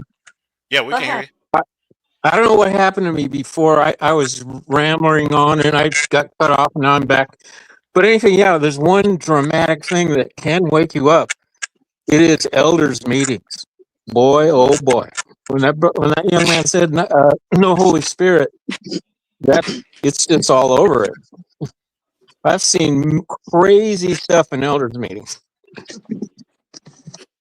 So My father, who was an elder, he stepped down after a year and a half. And when I got disfellowship for the second time, or at least it was coming to me, he told me, Eric, anytime you're in a judicial committee, always appeal it. And I'm not that type of guy, and I didn't appeal it, but he meant it. Like, and my grandfather was an elder, and he never gave me that advice. But my dad became an alcoholic. I'm not saying he's a fallen down drunk. He's just someone who relies on it at nighttime. But it's because of the elders meetings. He just fellowshipped a woman, and his own family is a mess, and he knew it. And I think it bothered him. But you're right. It didn't wake him up, but I don't think my father would be completely surprised to find out someday that his religion is full of crap. My mother and other people are stronger in it than he is, you know. But I think you're right about that. I think like Jesse Gonzalez and his brother Gigi and some Ken Mayo and so many others. I can't even think of them all, but elders that had left, and that's just our community. Right. so back on the That is transition issue. amazing. You want anything? You got your Yeah, I'll need my. I don't know where I got cut off earlier. Did anybody hear my recommendation of stop the shunning Beth's recent video? No, go I don't ahead. think we did. No. Oh, yeah, that's crazy. Because I just kept talking. All of a sudden, I look at my phone and I'm out. But anyway, yeah, you got to see her latest video because she talks about things have changed and the pivot points that have occurred from what the internet has forced them into. The idea that this is all coming down from heaven through Tony and Morris is not really. I mean, you can see right now they've made all the changes on grooming and saying hello to disfellowship people. That's all driven by Norway, 100%, man. And all the other, so many other things. I mean, when they started taking worldwide work donations, that was because the Jimmy Swaggart court ruling. They were going to start getting charged sales tax or something, all that stuff. So that's, there's, when the young man says no Holy Spirit among the elders, there's no Holy Spirit. It's just a corporation.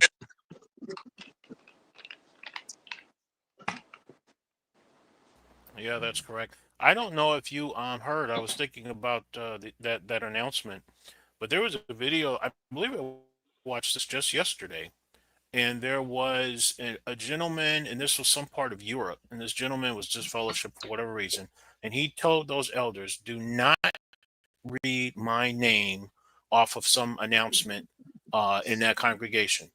And of course, they completely ignored it. You know how these elders are; they think that they're, God on earth, and they read his name off, and he took them to court. He sued the elders that were involved in his committee and the ones that read his name off. He sued them all. Now, here's what was Right. interesting. Watchtower provided no legal support. They had to pay for their own attorneys out of pocket. I saw this. I read this Yeah. on Reddit. Yeah. Yeah. And then my understanding is they, of course, lost the case because in that particular country, they have laws about that and controlling information and the rest. I'm sorry, I'm probably not wording it exactly how it is, but they have laws on that. You got it. And they You broke got it. those laws. Yeah, they broke those laws. So they had to pay for their own, they had to go to court. Watchtower provided no legal advice. And then they had to pay whatever judgment that judge put upon them. And so the point that I'm making, if you're an elder, if I were an elder, I really think I would step down if I really knew what was going on. And I'll give you just another quick story right here in the state that I'm in, which is in Illinois. There was a case, and we all kind of heard about this. This was a few years ago, a case of CSA, and that person finally came of age. She told the police, they arrested the perpetrator, and then she sued the elders because they did nothing about when she told them that she was being SA'd, and she continued to be SA'd in excess of a decade, and they did nothing. Never told the police, never did anything about it. When they went to court right here in my state, Watchtower told the judge that all they give is advice. They didn't use the word advice. God, what word did they use? But they said basically, we don't tell them what to do. We just give the elders advice. And that was Watchtower's position. And then they walked away from it. Both of those elders were found guilty. And one had to serve community service. Unfortunately, all he had to do was sit his butt in the Kingdom Hall for the day, and that was his community service. But they were found guilty. But the point that I'm making is Watchtower's position is, hey, all we do is give them guidelines. There's the word. All we do is give them guidelines. It's up to the elders as to whether they're going to follow those guidelines or not. So what I'm saying is, if you're a Watchtower witness, you better be paying attention to what's going on. These guys are leaving you out to dry. Because if you go to court, you're going to have to pay for your own legal fees. If there's a judgment, you're going to have to pay that. Watchtower's not getting involved on any level. And they are going to tell that judge, hey, all we provide is guidelines. Those elders are the ones that disfellowship that person or didn't call the police or whatever the case may be. So people better start waking up. You want to talk about transitioning? You better be transitioning to thinking for yourself and protecting yourself and getting out of this organization. Good point, Stephen. Yeah, this is real. No, it is. Yeah, for sure, You're absolutely dude. right. I saw a couple of those cases where they just dumped them, and I read somewhere, it was a little while back, that they did the same thing to one or two over in Pennsylvania as well. Right. And as a matter of 13 to fact, 16. that case in Illinois is the reason why, if you become an elder, or even if you're an existing elder, every X number of years, you have to register with the Department of Children and Family Services, because you have to take classes that state that you understand the laws in Illinois when it comes to reporting crimes such as CSA. And that if you do not report a crime of CSA and it comes out that you knew about it, you can be prosecuted. And Watchtower had no control over that. You have to go and register as an elder. And they told those gentlemen not to put down that they were Watchtower witnesses, just to put down that they were Christians. That's already telling you that Watchtower has nothing that they want to do with this court system. They want you to lie and say you're not a Jehovah's Witness, you're just a Christian, pastor or whatever the case. And then every X number of years, they have to retake those classes and re-sign documents stating that if they are contacted with a person who's accused of perpetrating a CSA, they have to report it. It's the law. And Watchtower is not going to save you if you violate that law. So these people better start waking up. And that's a big reason too why they dropped the theocratic ministry school, because then that theocratic ministry school overseer was going to have to register in different states. So yeah, everything, they're reactive. They're not getting it from heaven, people. No. It's not happening. Think about this, guys. What does the mafia do with their pawns? Right? Do they help them out? No, they know the risk and they take the risk. They do it willingly. You know, it's part of the deal. It's the same thing with the Jehovah's Witnesses. Really, they might not know that though, the elders, but they're low level and they're not gonna come to their aid. Plus, they don't want to be associated with them. The same with the mafia. They wouldn't want to be associated with a known killer. Now we don't know him. You know what I mean? It's the same thing. It's about reputation. And it is a mafia if you think about it. They run it as the organized crime. It may not be. They may have not been prosecuted for anything, but we all know they're criminals. They do horrible things underneath the sun. But anyways, well, they have that, Eric. That's They have that thing hanging over everybody, where you can be shunned, and so because of the possibility of that happening, they basically demand support, and you must behave in a certain way, or you become a suspect. Now, just back to another point somebody made earlier, I was on the brink of returning to the ranks of an elder when I heard the judgment on Candace Conti and found out that the perpetrator was somebody I knew. So I started investigating it, and then I saw a deposition with that case by the lawyer for Candace, and the guy who was being deposed was an elder who I went to high school with when I was not a witness. I learned about that. That's what, I mean, he was a good baseball player. I'm wondering, where is Mike? We'll just call him Mike. And so find out that, oh, it was Jehovah's Witness, you know, and I go, oh, okay. So then he's an elder getting grilled under oath, man. And he was squirming, and I'm looking at him like going, what a position to be imposed on a person in his life, just trying to be under God's direction and serve more. And I just, and it made me go deeper into it, which was only a good thing, because that's when I started really waking up. Yeah. I tell you, when I woke up, oops, sorry. Just wanted to say hi to King Tony. I think Ruby was on for a second. I didn't know if she wanted to tell us something. Shauna had to get away from a little bit. She had to go to the store, but Ruby is helping us. But King Tony's on too. So go ahead. I'm sorry. Hi, King Tony. Oh, hey guys. I just wanted to, I don't know, I just felt like I wanted to be with you guys on the, I'm enjoying the topic of conversation and the comforting, people, all of you guys here. Thank you for joining us, We're Tony. happy to have you. Yeah, I don't think I know a pasta dude. Yeah. Or Stefan. No, Or Stefan. Bob. No, go. Or Annie. Nobody but a goodie. Introduce yourselves to Tony. Hi, Tony. Well, I'll go first. This is Steph, and I feel like I have a special relationship with Joe and Fran. They probably don't feel that way, but I feel that way because I called in to Rick Farron's Sixth Screen the exact same day that they did. I have been listening for months, but I was just Oh, cool! I didn't know that. Yeah, wow. I got one more coincidence to tell you too. Just hold on one second. And so I had been listening, and Rick would always say it would really make me happy if somebody called in for the first time. But I just felt like I had nothing to say, right? And then all of a sudden, this lovely couple, they call in, Joe and Fran, and I just say, you know what? If they can do it, I can do it. And so of course, I can't shut my mouth now. And then I'll tell you another coincidence that I have with Joe and Fran. Joe and Fran have birthdays in March. One of their birthdays is the 1st. One of their birthdays is the 2nd. And as I got to know them, I told them, guess what? They said, what? I said, my birthday is the 3rd.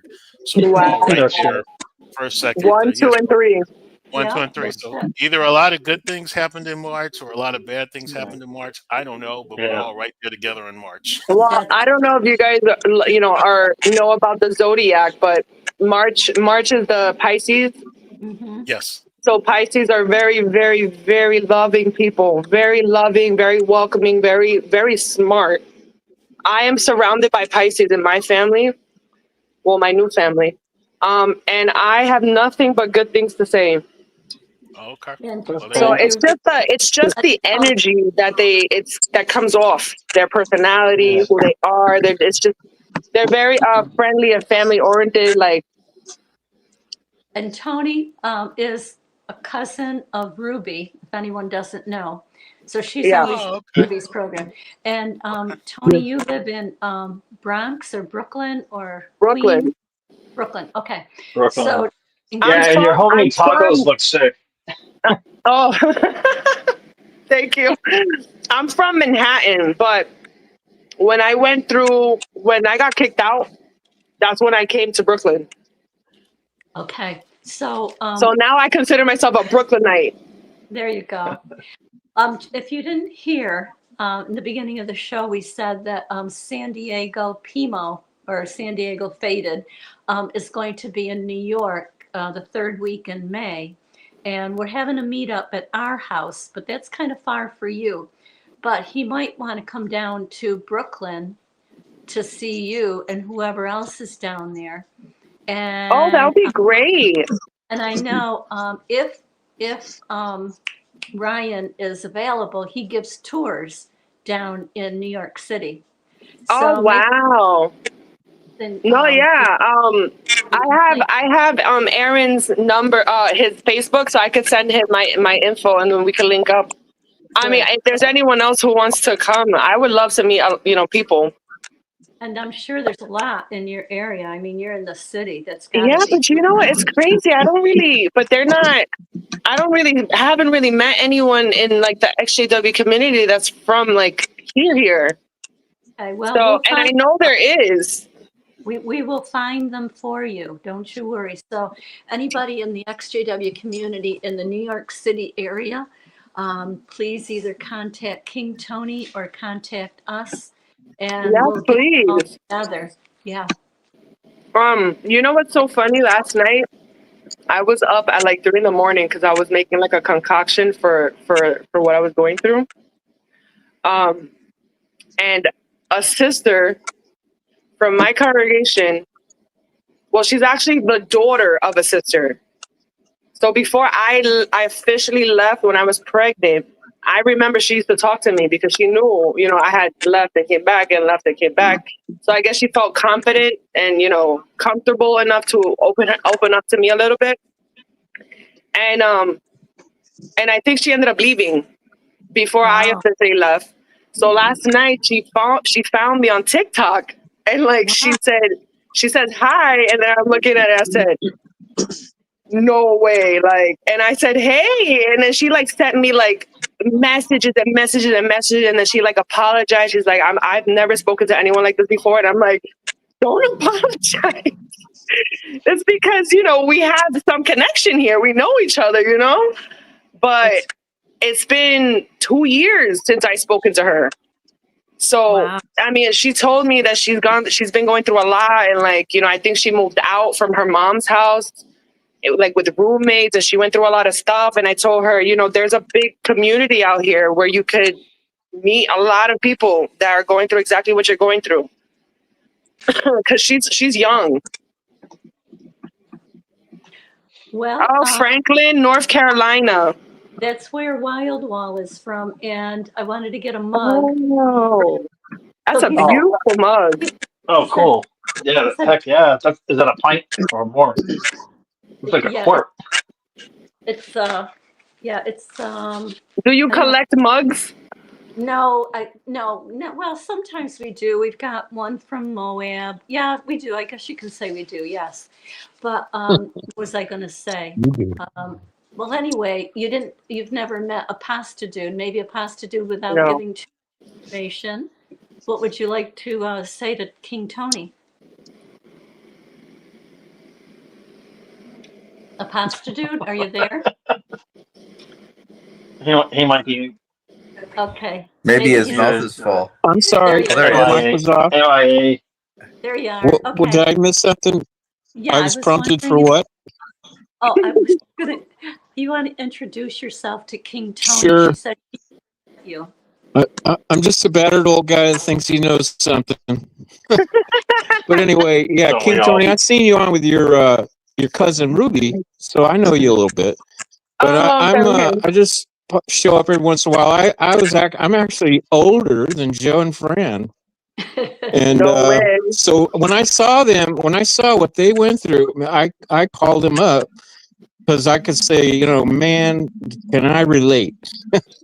So yeah, I've been out for a long time, and I was in for over 40 years before. So I was pre-75. Oh wow. So I know lots of stuff, and that's one another point that was earlier talked about was what Beth was talking about, how it used to be. I remember the personalities of the people that were in the time I came in, and they were real students.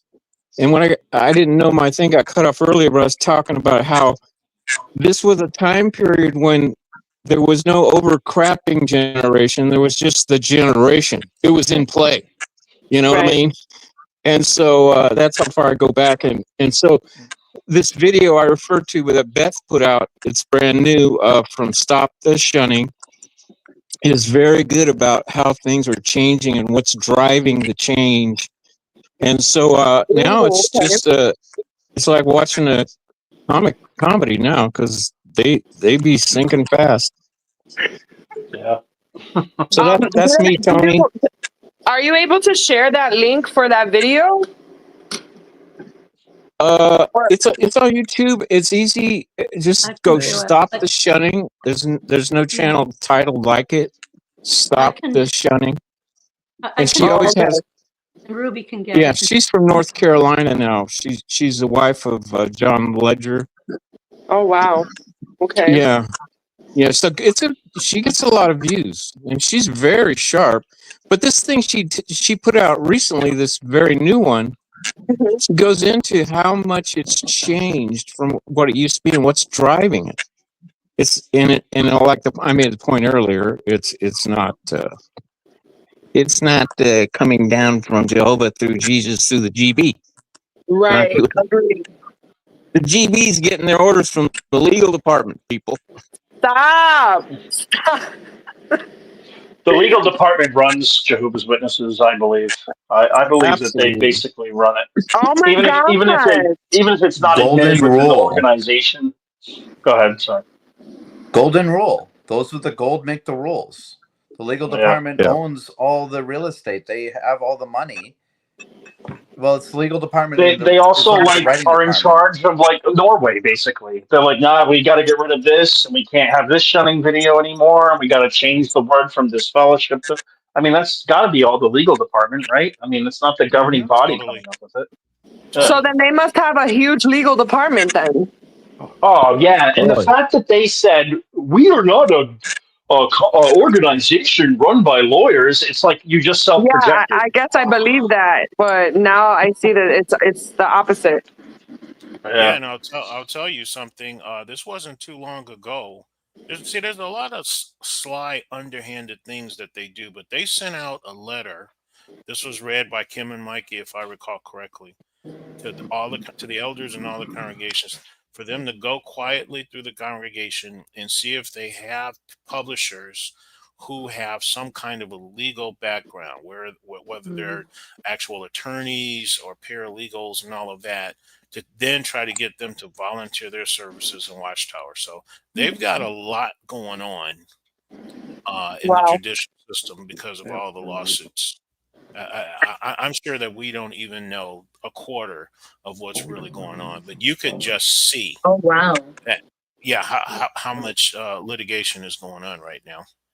I mean, I guess that's a good thing for that's a good thing to hear, right? People are talking more and coming out and stating.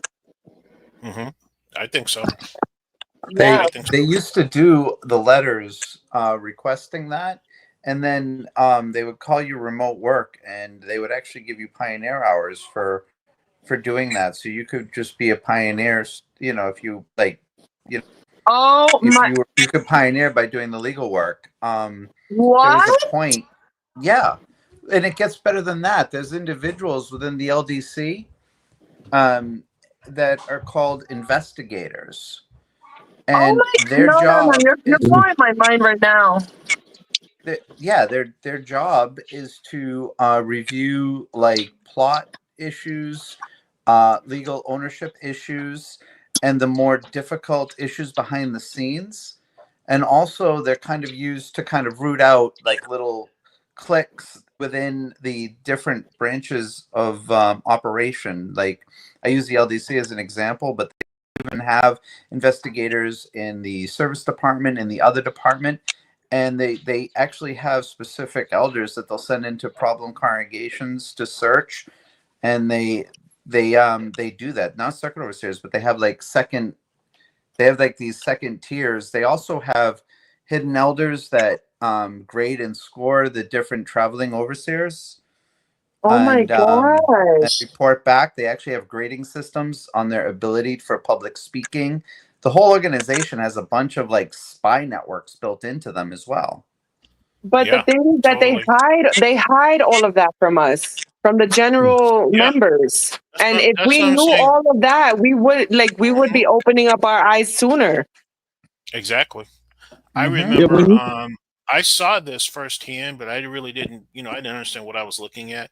But I remember I was at a convention and this brother was giving a talk and, they interrupted him and kind of walked him off the stage. And I was just like, what, What? what just happened? But I never figured out and I forgot about it. But I was listening to a video by JT and Lady C. Mm-hmm. And he was saying that at those assemblies and conventions, Watchtower has what's called watchers or readers. I think it's called readers. They have a hard outline of every talk that's given at a convention.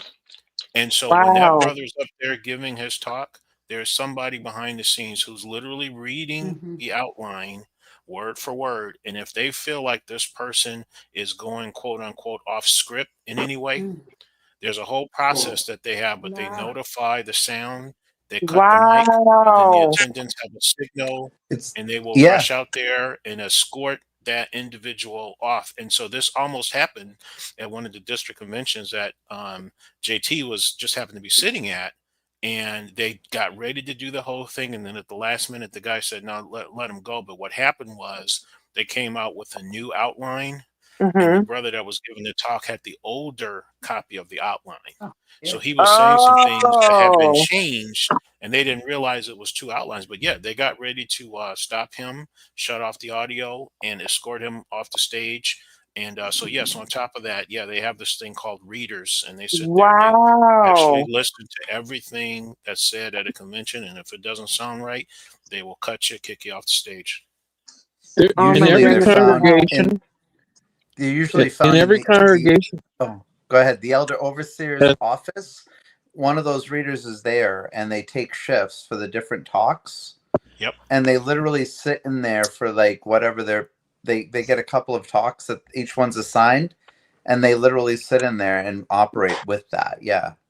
Yeah, Yeah, that's but you know exactly what's yeah, it. every interesting? Don't they Yes. give the because when I went to Pioneer School and when we did the presentations like in the assembly, you had to show an elder your talk before you went on stage. No? Am I wrong? No, everything was pre-scripted oh, in the conventions and the assemblies. Yeah, we had to. everything's all rehearsed.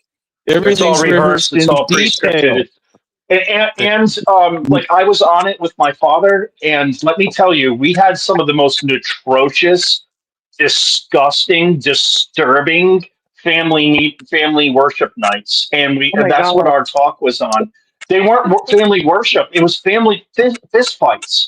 Literally, my What? dad would be cussing at my mother. I've been at work all fucking day, and I got to come home to this now study. I don't have Oh time for my this. gosh. Like it was fights. There was I holes guess in the wall, and here yeah. we are saying, "I'm Eric Kubler, and we're here we have great family studies, and we're a close family unit." What a joke! No wonder why my dad stopped being an elder. Sorry, I No, had to yeah, rant I on that. mean we come from similar families, it seems like. Completely like completely witness families are explosive. My mother's dysfunctional. Italian and my dad's Irish. Yeah, Oh just throw the hand wow! grenade in with the watchtower. Oh my goodness! Wow! Yeah, the every part. I mean, this goes back a ways. This is something Apostle Dude and Stefan would probably agree with. But I remember the dress rehearsals where even if you were going to give an experience or demonstrate, it didn't matter. Even if you're going to demonstrate a presentation on the platform, like at a circuit or district convention, you had to show up dressed, and they would monitor prepositions. I mean, every word was absolutely scripted. And when you would go to those rehearsal meetings, and you'd have to sit there through like however many parts it was, like 3 and 4 and 5 times until you had it rehearsed It was perfectly. word for word. It was word for word. Yeah. Yeah. Yep. All true. I was on many circuit and district assemblies. I did skits. It's all highly controlled. No Yep. question. And There's another no point room. that needs to be There's no room for like freelancing or anything. no. Or how about when they would No, sit there and condemn the sisters' outfits? Like, oh no, you have 2 Yeah. buttons open. It's supposed to be 1 because you can almost see their clavicle. Yeah. A quarter inch of skin. I can see a quarter inch of skin. Mm-hmm. Another point that you guys were talking about earlier, though, is there's an assigned brother in every congregation that's supposed to monitor the public talks as it is it aligned properly with the outline.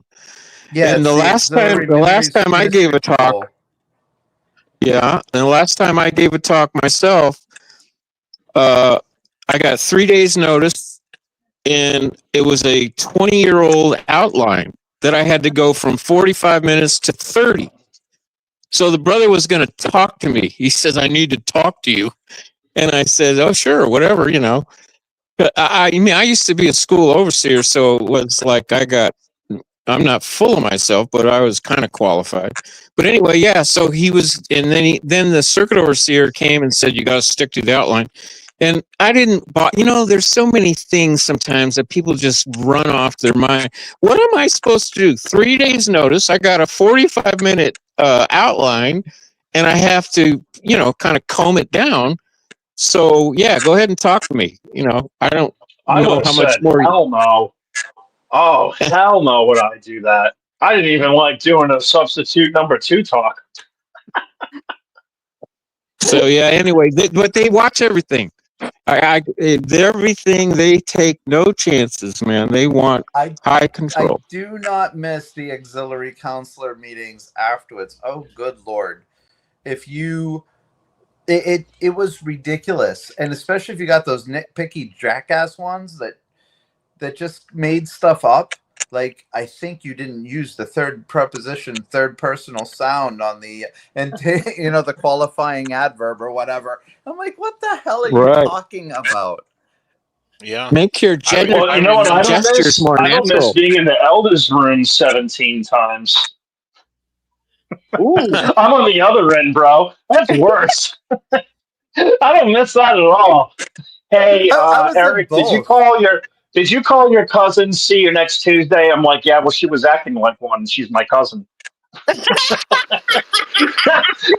And I'm like, it's none of your business. I'm like, you don't know what was going on, and I don't have to tell you what was going on. Do you really want to know, anyways? Like, let's just end this. Oh God, the meetings I've had with these guys, they hated me.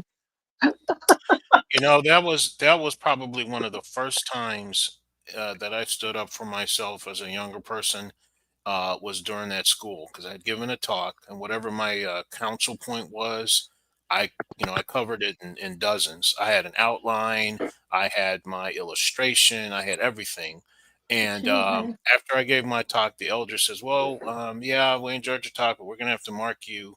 You're going to have to work on that again. You were working on counsel point, whatever it was, and you didn't have X. And before I know it, I blurted out, yes, I do have an outline. And I raised my hand with my talk in my hand, waving it almost like I was crazy. And he was so shocked and embarrassed. And he just looked at me, and you could hear the friends going, "Yeah, he has an outline. Yes, he used. He said this, and then so then he said, "Oh well," and he started stammering. He goes, "Well, I somehow I missed it. I guess I was looking at something, but something. But okay, well, if you haven't, Wow. okay, I'll move you ahead. You just show it to me after the meeting." And that's when I realized they're not even really listening to your talks. They're They're really not not. Oh listening. my God. I don't know what they're doing, but they're really not listening. They're And that reading was from the book. The book, it Can literally I? tells them what to give, like the counsel they give. Yeah, yeah. exactly. They're like They're reading robots from with I know that how to book. the trigger Yeah. book. all. I know how to trigger all the old people here. You ready?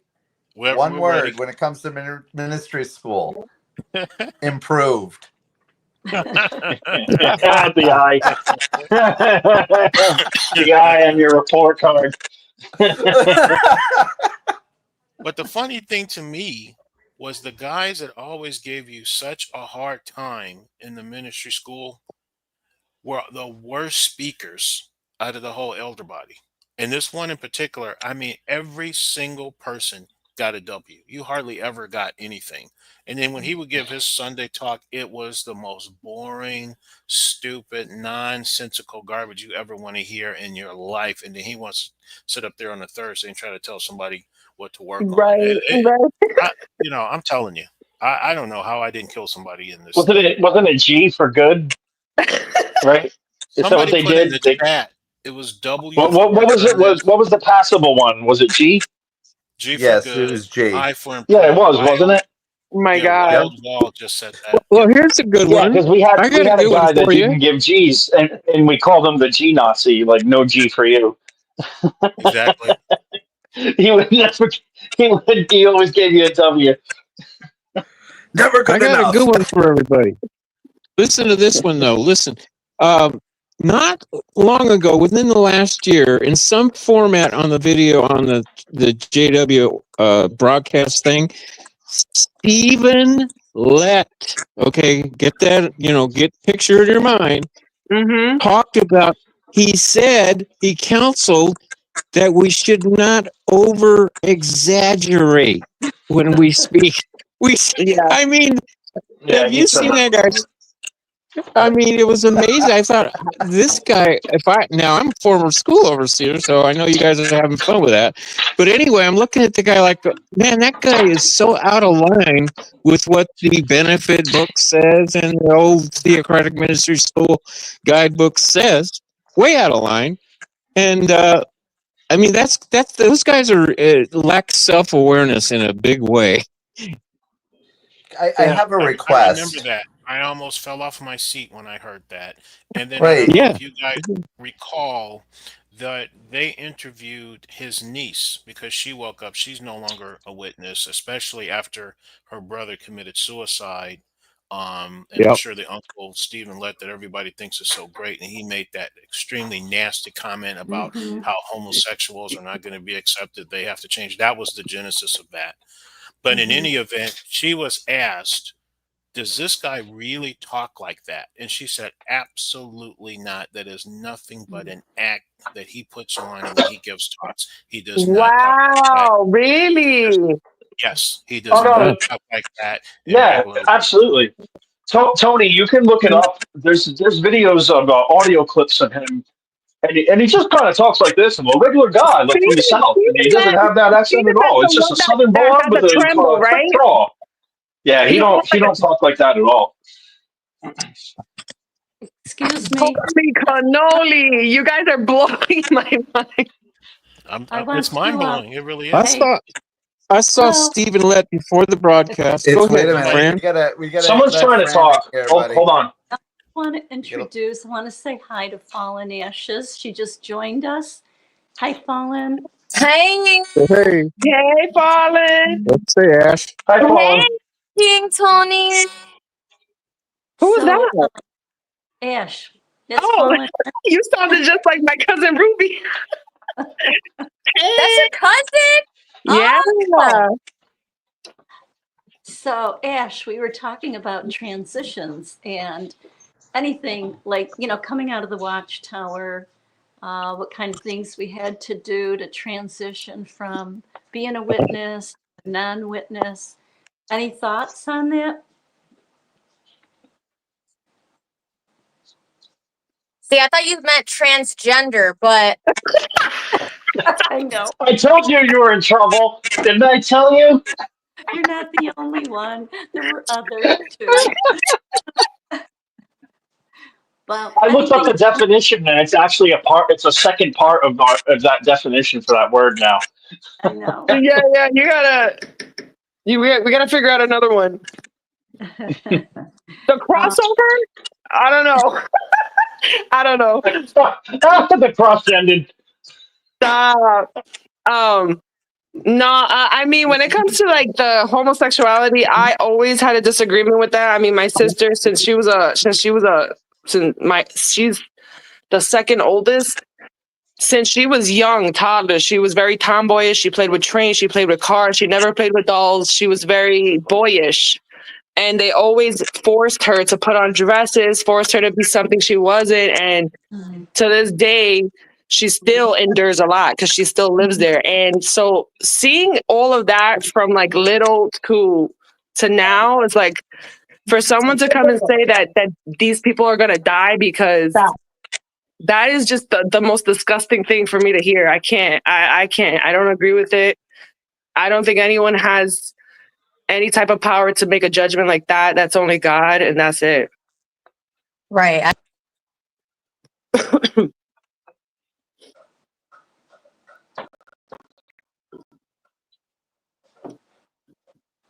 Whoops, I don't know if we lost Ash. She kind of froze. Sorry, I was looking at my here. recipe, but I heard what you were saying. I was actually responding. You guys didn't hear me? Yeah. Yep. Okay, I was just saying that I agree with you because a lot of my cousins in the Philippines, they're gay. So You're Filipino? yeah. Half? That's dope. So I understand, like, I just felt like I was being so fake. Every time I saw a sister that was gorgeous, I knew I couldn't look at her that way. So it's like every time I went out in service with her, in the back of my mind, I'm sinning. Right. And it's like you stay in this roller coaster of like a mental. I'm sinning. Right. I don't think it's a sin. No, I mean, but that's what they would tell you though. Yeah. You have Right. to live in That's what we fear were of taught. something that was unnecessary. At the end of the day, we were created by God. So if you came out feeling this type of way and you think that and you like girls, I mean, you take that up with God. I don't think anyone should have any kind of say or opinion on your personal life.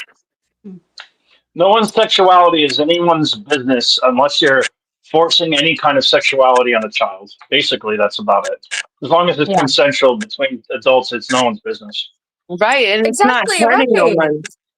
And plus, if you think about it, you're not abusing somebody when you're consenting with an adult, but you're abusing somebody when it's a child, because a child doesn't even know what sex is. Yeah, exactly. No, they They shouldn't don't. be introduced to it.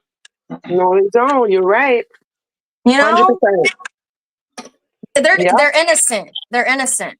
Yes, they are. It's a whole different, like, that's a mental illness. Pedophilia is a mental illness. It is. It's a mental illness. Yeah. I think it's deeper and darker than that. It may be a mental illness, but I think it goes even darker than that. I wouldn't know how to describe it, but it's a level of evil that you're willing to do to somebody. It's almost like a selfishness that just is intolerable to this earth, and it shouldn't. I don't know. I don't mean to get all political and stuff or too dark and deep, No, but I mean, those people, No, you're right. that you really need a high right. punishment Yeah. so it doesn't happen, because it really hurts a child's life. And Watchtower is so guilty of that, of hurting. I mean, like where I come from in Rhode Island, half the kids that I grew up with, including myself, were all hurt. All sexually abused. I mean, especially the congregations that we were in, it was just like even family members were abusing their own kids, elder dads and stuff. It was really bad where I grew up. Wow. And I know it's in other churches and stuff too, but the witnesses are no better. It's just as bad. Right. That's Yeah, one for thing real. they'll never be able to transition from is their child sex abuse. They're stuck. Yeah. Let me ask the group because I want to piggyback off of what Fallen Ashes just said about the innocence of children. What did you guys think when Stephen Lett, at a district convention no less, said that babies are enemies of God? Enemies of God. Because they're born into sin, right? Yeah, I Yeah, but guess what that's did It you his guys doesn't think technical of that matter. That statement? killed me. He's a That piece of killed shit me. and should be hanged for it. I I'll gasped. just put I the gasped when I conversation out saw that. simply. Yeah. I was like, You know, I I was like, don't he think said that? I don't think a lot of the the mainstream PMEs even picked up on that. And you notice it was only said one time, and Yes. we all caught it. We all caught it because it's a horrible thing. Oh, But yeah. Yeah. if you ask any of the ones that Babies listen, are an enemy. You can't spin that any other way than what it sounds like, dude. Yeah. horrible. I tell you that when I heard that, the first thing I thought about was my dad. My dad was the most loving person when it comes to children. He was a type where he'd walk into a room and invariably all the children are going to gravitate towards him at some point. And he Oh. told me, even as a little kid, he said, if kids don't like you, there's something wrong with you. He says, so watch people. He said, if they touch a kid and the kid just recoil, it's something wrong. Stay away from that person. No, and Exactly.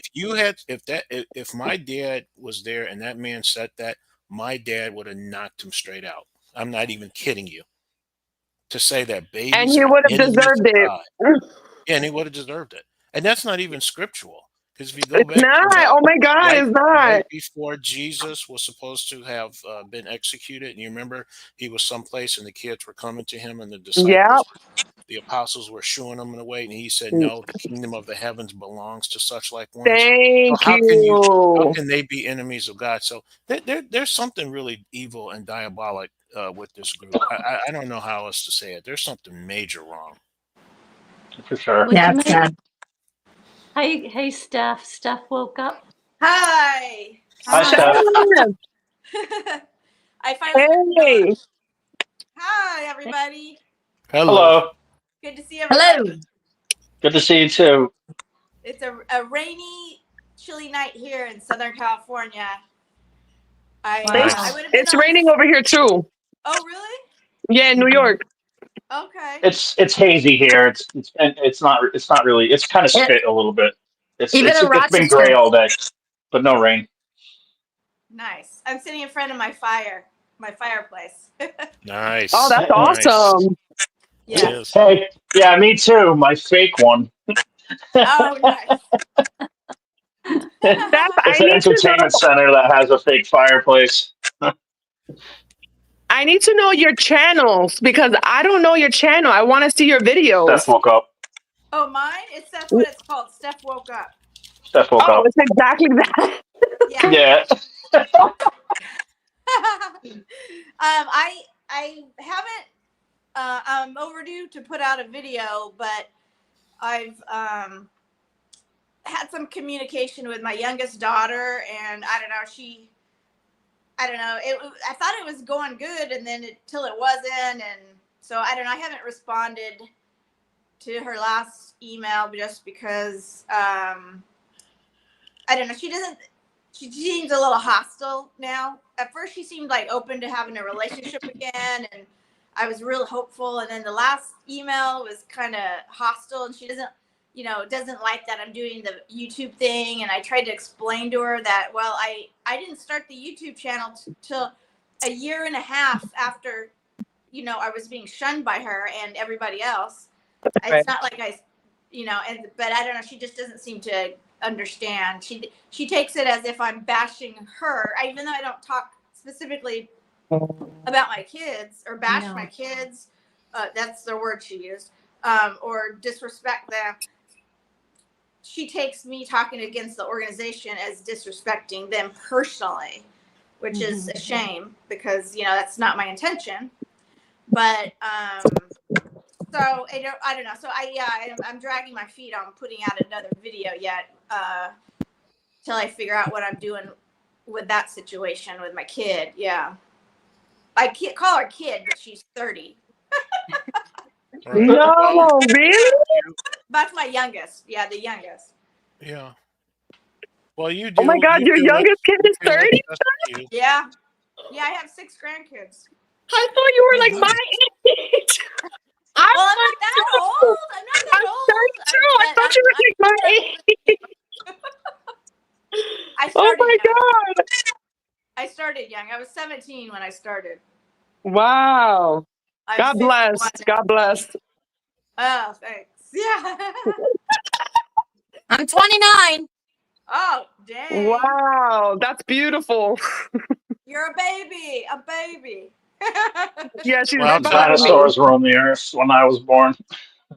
I'll tell you, Steph. I kind of in the opposite direction, but there was a time when I was younger, and I was disfellowshipped, and my mom, who was an active witness, and she decided, seemingly, she was kind of softening up towards me, and we even went out to dinner and this and that. And I'd call and check on her, and I would always go over to the house and take out the trash and cut the grass and all that kind of stuff. And then I would notice all of a sudden she'd be extremely cold, and I can't talk to you, and this and that and the other. And then after a month or two, she would soften. And I was like, what is going on here? And it finally dawned on me that at these meetings, they constantly go over this business with this fellowship. So when a person starts kind of softening up, then they're going to hear a talk, they're going to see a video, they're going to, somebody's going to say, oh, you showing that tough love, that's the only way that's going to bring your kid back into the truth. So they're probably dealing with some of that too when they go to these indoctrination sessions, Yeah. because they're never going to let go until they have no more options of this god awful disfellowshipping thing. So sometimes that's the reason why these people seem hot and cold.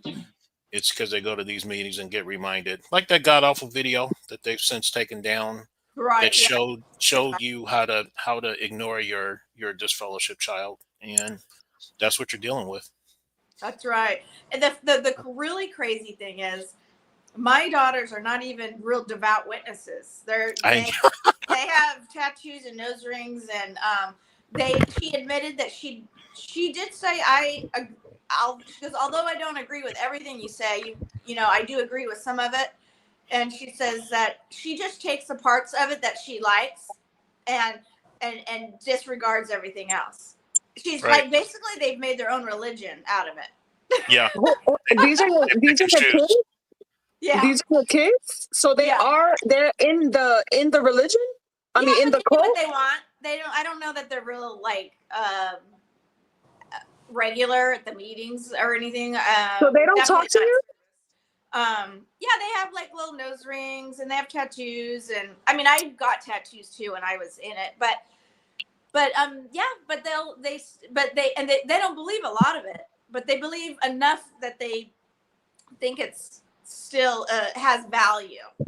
They think it still has value. Do they still associate with you? No, they Oh won't have my God, Steph, I'm so sorry.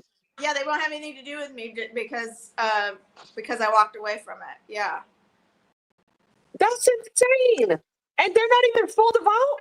And they're not devout.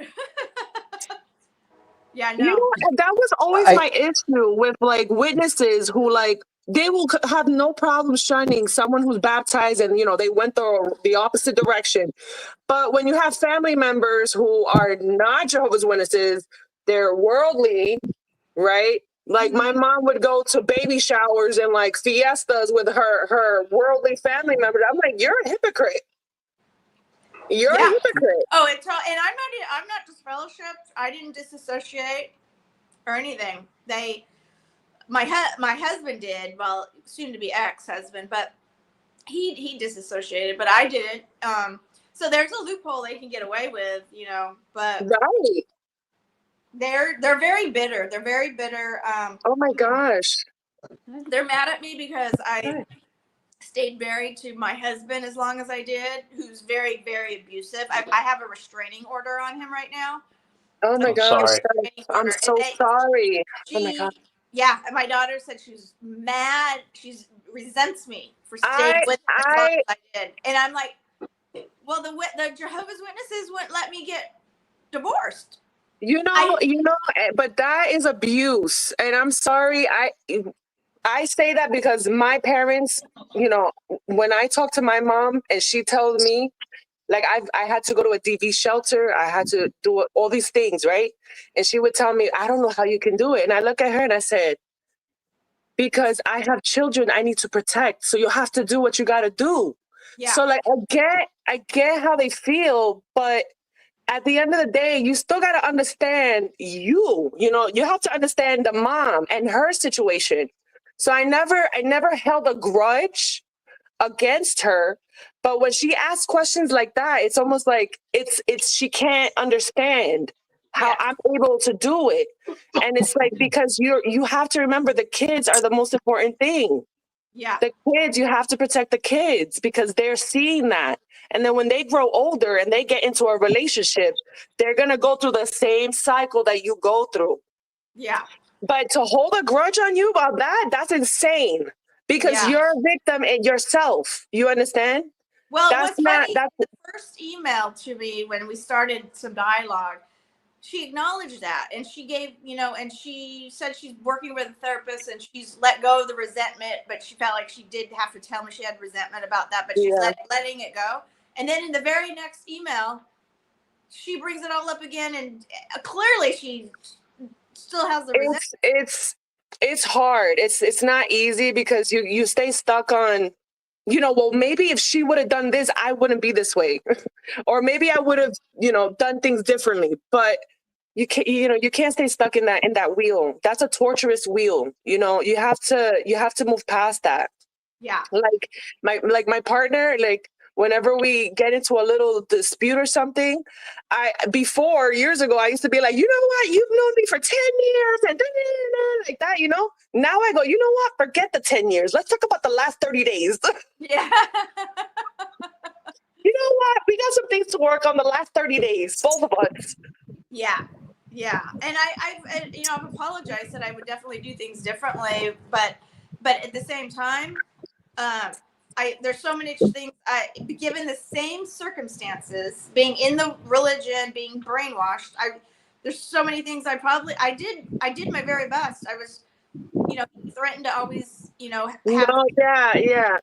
I mean, kids, they're half, at least 50%, and I didn't want to see my kids 50% of the time. And and I had no way to, I pointed out to her, I had no way to support myself and two kids. I had no way. I had no education. I had, other than graduating from high school, and I had no way to, So then I had to stay, and then the religion wouldn't let me move on, wouldn't let me divorce and move on. So, well, then I might as well just stay and try to make the best of it. I wasn't being abused every single day. Yeah, but you know what? That's marriages suck in the flag. watchtower. In the organization, they suck because you're not allowed to like date and court and to like properly get to know each other.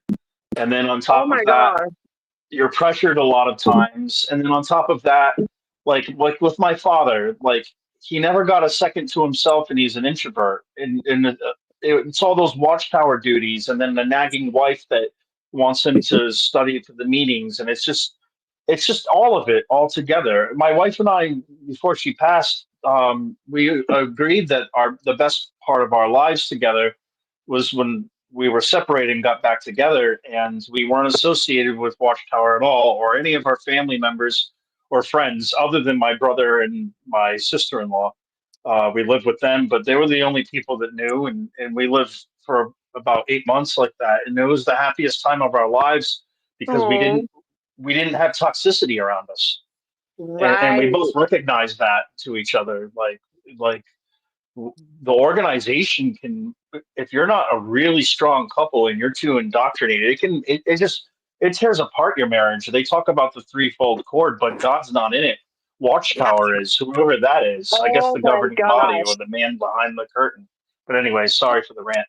Now, excuse me. I just want to. It looks like Tony Baloney's trying to come on. And if he unmutes himself, hi Tony. Tony Baloney, that's so funny. Can you hear me? Yes, we can hear you. Go ahead. Oh, that's good to hear because I'm in a campground. Yes, you are. Oh, nice.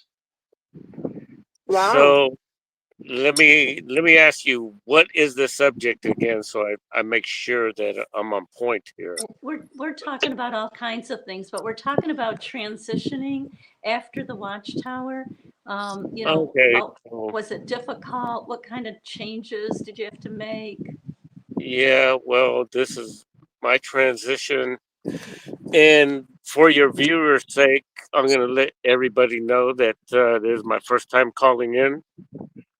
But I have spoken with Fran and Joe for a long length of time before I have this is my first ever call in. Welcome. You're welcome. Way to go, Nice to meet Tony. you, Thank you Tony. for I'm Eric. joining us. Welcome, Tony. Yeah, man. And I'm in a campground in Arizona. I'm right next to an airport, which the Navy should not be flying in here, but they are. So if you hear air flight coming in, just kind of disregard it. I have no control over that. Okay. So the way I transitioned is I allowed and I've never given up faith in God. The minute I came out of my mother's womb and I had my own thinking ability, I looked at the star systems and I just knew that there is a God. There is a God. Now, there's a lot to that because I also understood something else, that when I'm faced with reality in this world, like hate, I understood something else, that there is a devil, an opposer to the creator. And I did not need a Bible to tell me that. I Good and learned it evil. very, very early on, without, like I say, never needed a book like the Bible, never needed anybody to tell me. It was just understood by humanity, how human beings interact with other human beings. Right. So this may be very deep for some people. It may be not for others. But in the first grade, I understood something. At kindergarten, it was already understood to me. So in the first grade, I knew that I should not, and this is just personal.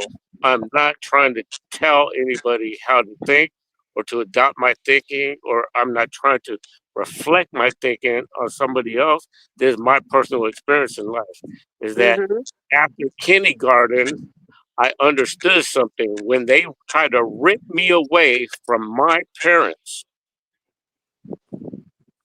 when this world tried to rip me away from my parents, and that's what they did in kindergarten. At the first grade, I questioned everything. So Whoa. in the first grade, I knew this, is that I cannot trust government. And so then I questioned everything in life. And Jehovah Witnesses do not salute the flag. And guess what?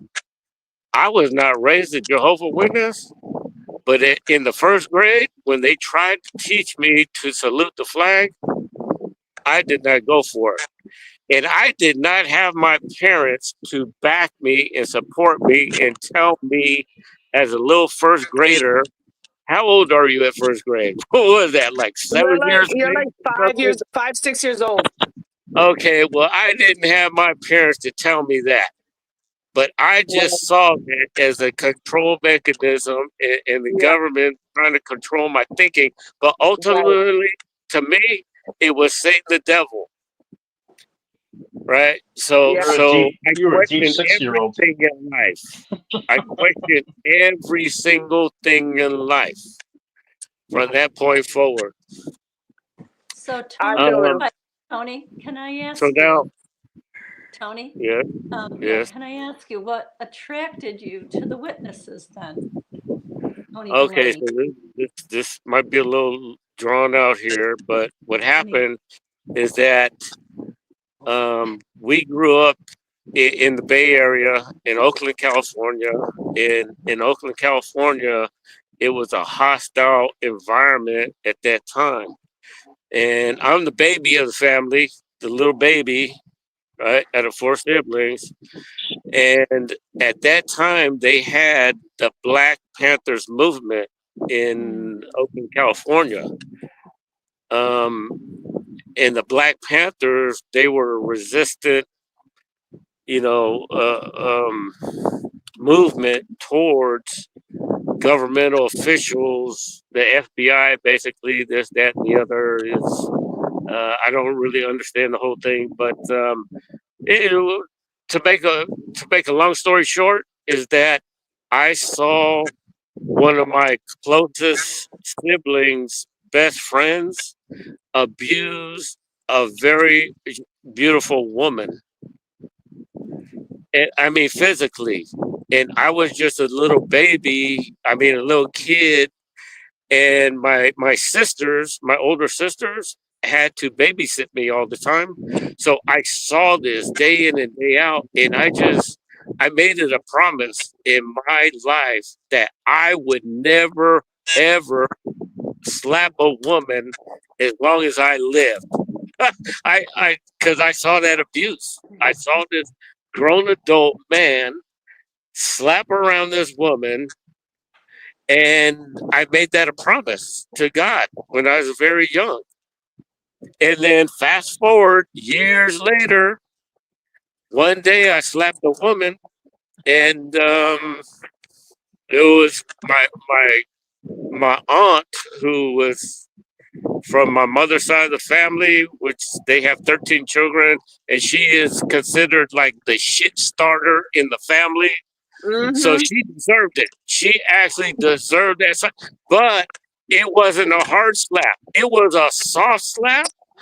And I told her when I slapped her, and it wasn't really a slap. It was just a hard kind of face slap. And I told her never, she falsely accused me of things I didn't do. And what it really was to me is this, is that God was using that wicked, evil aunt to do the thing that she had to do to get Fernando, that's me, to break his ultimate promise in life to God, to seek him out. And so then in the long run, I don't, see her as a bad person. It's just that, well, the slap happened. I slapped her, and I literally was praying to God, God, come to me. I was crying on my knees, God, come to me. And I knew God is not going to show up in a vision and just tell me everything about him. And next thing I know is the next day, my mother called me and said, son, come work on my door because the door has a problem. And when I was working on the door, guess who was walking through the neighborhood? Jehovah Witnesses. And they didn't have to knock on my door. They just came up to the door, and I couldn't run or anything. I just accepted it. But at that time, when they came up to me, I never ever thought about the night before that I broke my all-time promise to God that I would never slap a woman as long as I live. I never thought about that. It was just what was happening spontaneously at that time. So Jehovah Witnesses appeared to me. In other words, God appeared to me through these people, the way I see it. And so then I had to accept that. I had to accept it, but then going back to how I see everything in life. I question everything and everybody. I questioned Jehovah Witnesses for 3 months. And I told him I had questions for them for 3 months when they came to my house. Wow.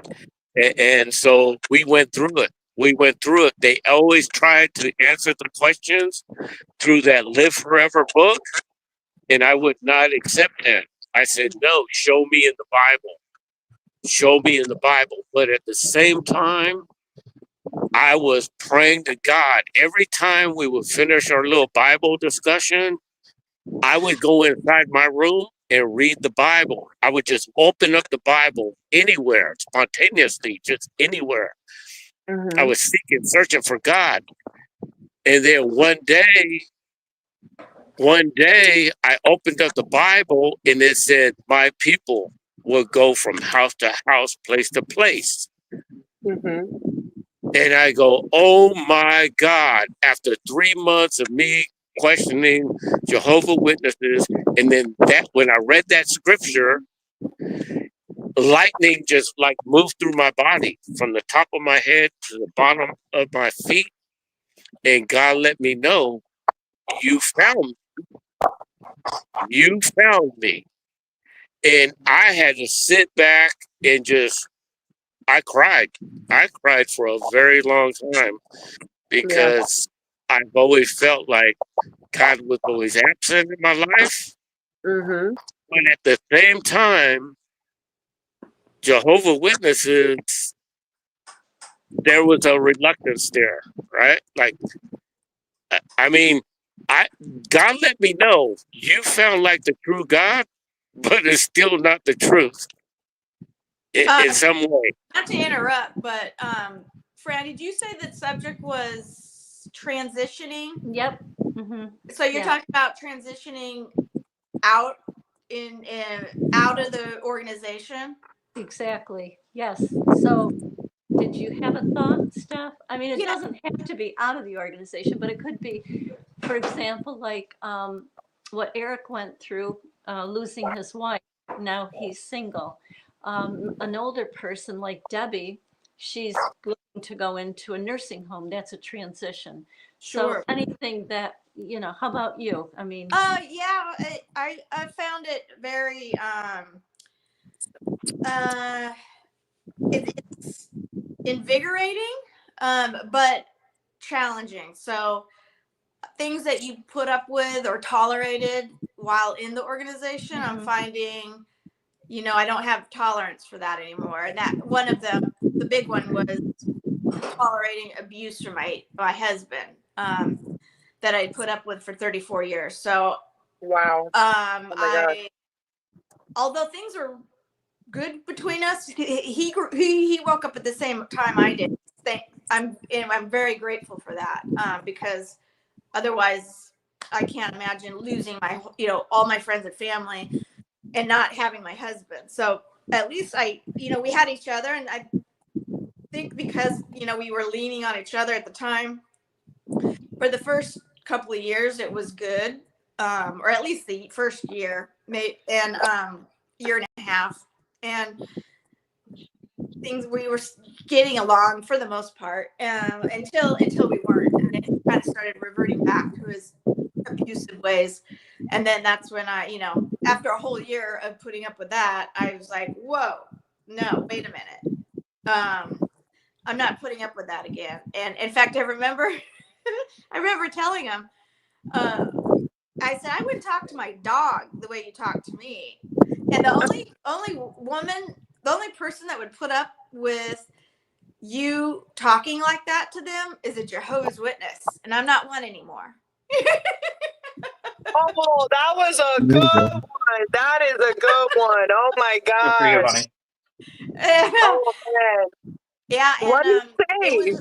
It was actually, my ExJW community here in my area here in San Diego, that they had like an intervention with me. They started seeing how abusive he was. They said, wow, we had no idea. And some of them, they've known Shane for were in our 20s, you know, and but they didn't know, they weren't that close. We weren't that close, you know, close years ago, and so they were like, wow, we didn't know how bad he was, because there's just a lot of things that were coming up, and they had an intervention with me, kind of separately, not all the friends together in a powwow, but just kind of one by one.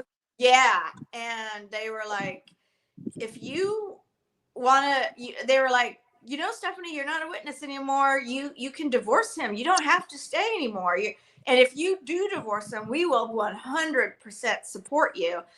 We're not going to you. We're, you know, we'll support you no matter what you choose. But they were like, but we'll, you know, they kind of nudging me that way, you know, like, you don't have to put up with that anymore. And none of us would put up with that. Even my girlfriend's husbands were like, yeah, that's not cool the way he's treating you and all the stuff he's doing. And so I, you know, took some time to really think about that. And then I finally did make the decision to go ahead and file divorce again, because I have filed divorce before, a few years ago, and then the elders, but this is when I was still a believer. The elders butted in and said, oh, you know, well, they didn't agree. They admitted he was abusive. So they said, look, we're not telling you to go back to your husband, but we're asking you to change it from divorce to legal separation. And which gets me nowhere. You know, I can't move on with my life. You know what I mean? And so I, you know, after a whole year of being separated, I ended up just going back to him after $70,000 attorney bills and between, oh my God. Yeah, and then one kid not talking to me, the other kid not talking to him, and I wasn't going to be able to date anybody or move on in any sort of way. I just gave up and like went back. That's torture, no? Oh, it was torturous. I know a lot of married couples in our congregation that were separated. But I feel like that's torture. Oh, it's torturous. Yeah. Excuse me again. Thank you, Steph. We have 10 minutes left, and it looks like Annie came back on. And if anybody wants to say something short, we've got 10 minutes. Hey, just a quick thought. Tony Baloney, Oakland. I know Oaktown real good. Where do you live in Oakland? Okay, well, now I live in, that's mostly where I was raised, but I've... Okay, that's fine. I've lived I in... just wanted to check with you. You know, what hall did you go to? I live in Oakland, in Fruitvale. Yeah, that's what, I went there, but it was long before you were there. Okay. Hey, Apostle And one thing, and Steph, one quick question. Oh, wait, Apostle Dude, wait just a second. Apostle Dude, Sure. We'll connect you with Tony Baloney, okay? I'm sure you'll have Sure. a lot. Okay. Okay. And go ahead, I'm sorry. What were you I going to say? guess I'll have to finish my transition story later. Yes, yeah, because we didn't have enough. That's only some stuff. Steph, when did you leave the whole the religion? Close to three years ago. Actually, I think this month is 3. I woke up 3 years ago. Woo! Does the name Schroyer mean anything to you?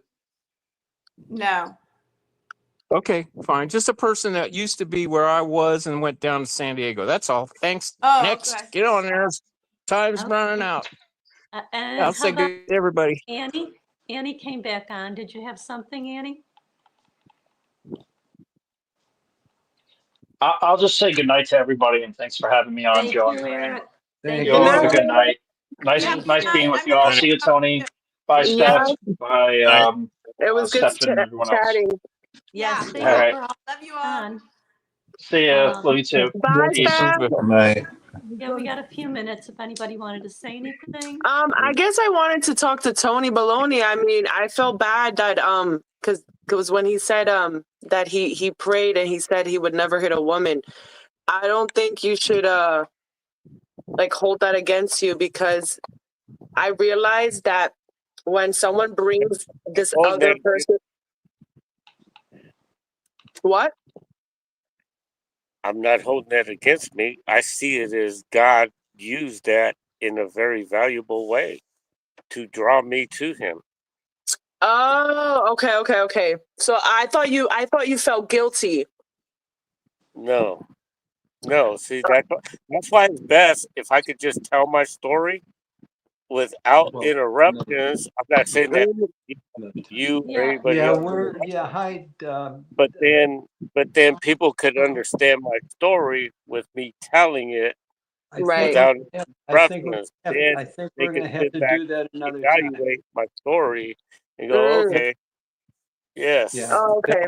That'll have to be another time, Fernando. We just have to cut out. Yeah, that's going to be another time. Yes, but thank you for coming on for the first time. That's That right. was good. Yes, it was nice I hearing would say from you. I would say this to the Fran and Joe people, viewers, is that this was my first time ever speaking out, and it's because of Fran and Joe that that have really spurred me on to give my experience. So my hat goes off to them, and I'll say this in a more depth way, maybe later on, where I'm not interrupted, not in a bad sense, but just where I could just say my story by itself, right? Yes. And then people could hear it that way. Yeah, we would love that. Yeah, and then it's going to help me to get community based in the ExJW world. So my hat goes off to Fran and Joe. Thank you guys for all Thank you, the Tony. Yes, hard work maybe you guys do. and maybe Ruby would like, I don't know. Yeah, Ruby might want to do an interview with you because she does your Loungers Club. That's the connection. Yeah. Okay. Is he familiar with Ruby? Yes. Yep. Yeah, I sent him an email. So. Oh, beautiful. I hear her. There. Hey, Ruby. Hey. Okay. Good night. Thank you all. Good night. Thank you, Ruby, for taking over. Yes. And thank you, Vern and Shauna. We couldn't do it without you. That's right. Yes. Thank you, Shauna and Vern. Yep. All right. Well, I'll head out. Okay. Thank you, Joe and Fran. It was nice seeing you all. Bye, Full of Ashes, Stefan, Annie, Tony Baloney. Thank you. Before everybody goes, the announcement is for the movie night on Discord. We're gonna be watching The Princess Bride. So if anybody is interested, it was suggested, I think, by Shauna. So this is her movie night. Oh, so if you wanna join us on Discord, somebody post a link to join us, and we're gonna do movie night as soon as we are done here. So I'll give you guys about 5 minutes to join, and then I'm starting 10:05. That's it. Also, make sure Tony Baloney gets the link so if he wants to join. Oh, yeah. Tonight, okay. like right now? Is that tonight? Like right now? Yeah, at 10 tonight, o'clock, right we're now. watching The Princess Bride. Oh, God. Can somebody send? Nobody has my phone number. I got your email it. How do I get a link? Ruby's gonna send it to you, okay? So that way you could join us. It's a group. But she doesn't have my phone number. We're gonna put it in the chat, and I can also email it just in case, because I do have your email, so you can check your email. I'm camping in a campground. Okay. Oh. I'll try to go. Okay. So camping in a campground. I'm on one of these little Wi-Fi things I buy. Okay. Right, to get internet connection. And my phone number. How would I do that? I can give it, Tony Baloney, I can email it to Ruby right now. Okay, that's perfect because I'm always in contact with Fran and Joe. Perfectly. That's perfect. That's perfect. That's so beautiful. Good connection. Okay, I need to do that. I need to get connected with the SJW community. Yes. We will. Yeah. Okay, It's a big community. Thank you. We'll see you there, okay? Bye. Merry Christmas. Okay, bye guys. Merry Christmas. Hey, Happy New Year. And Happy New Year, yep. Oh, Good and night. it's St. Patty's Day coming up. Woo-hoo, the Irish. The look at the Irish. Oh my goodness. All right, you better head over to Discord. I'm only waiting 5 minutes. You better be I'm there. coming. Bye. Okay. Love you. Good night. Bye. To me, good night. Good I night. thought I didn't realize I was on mute the whole time. Okay. Oh. Can I hang this thing up? All right, send me the link. All right, bye. Okay, Good bye. night. Good night. Can I Bye. hang it up? In making just friends. I need people making friends.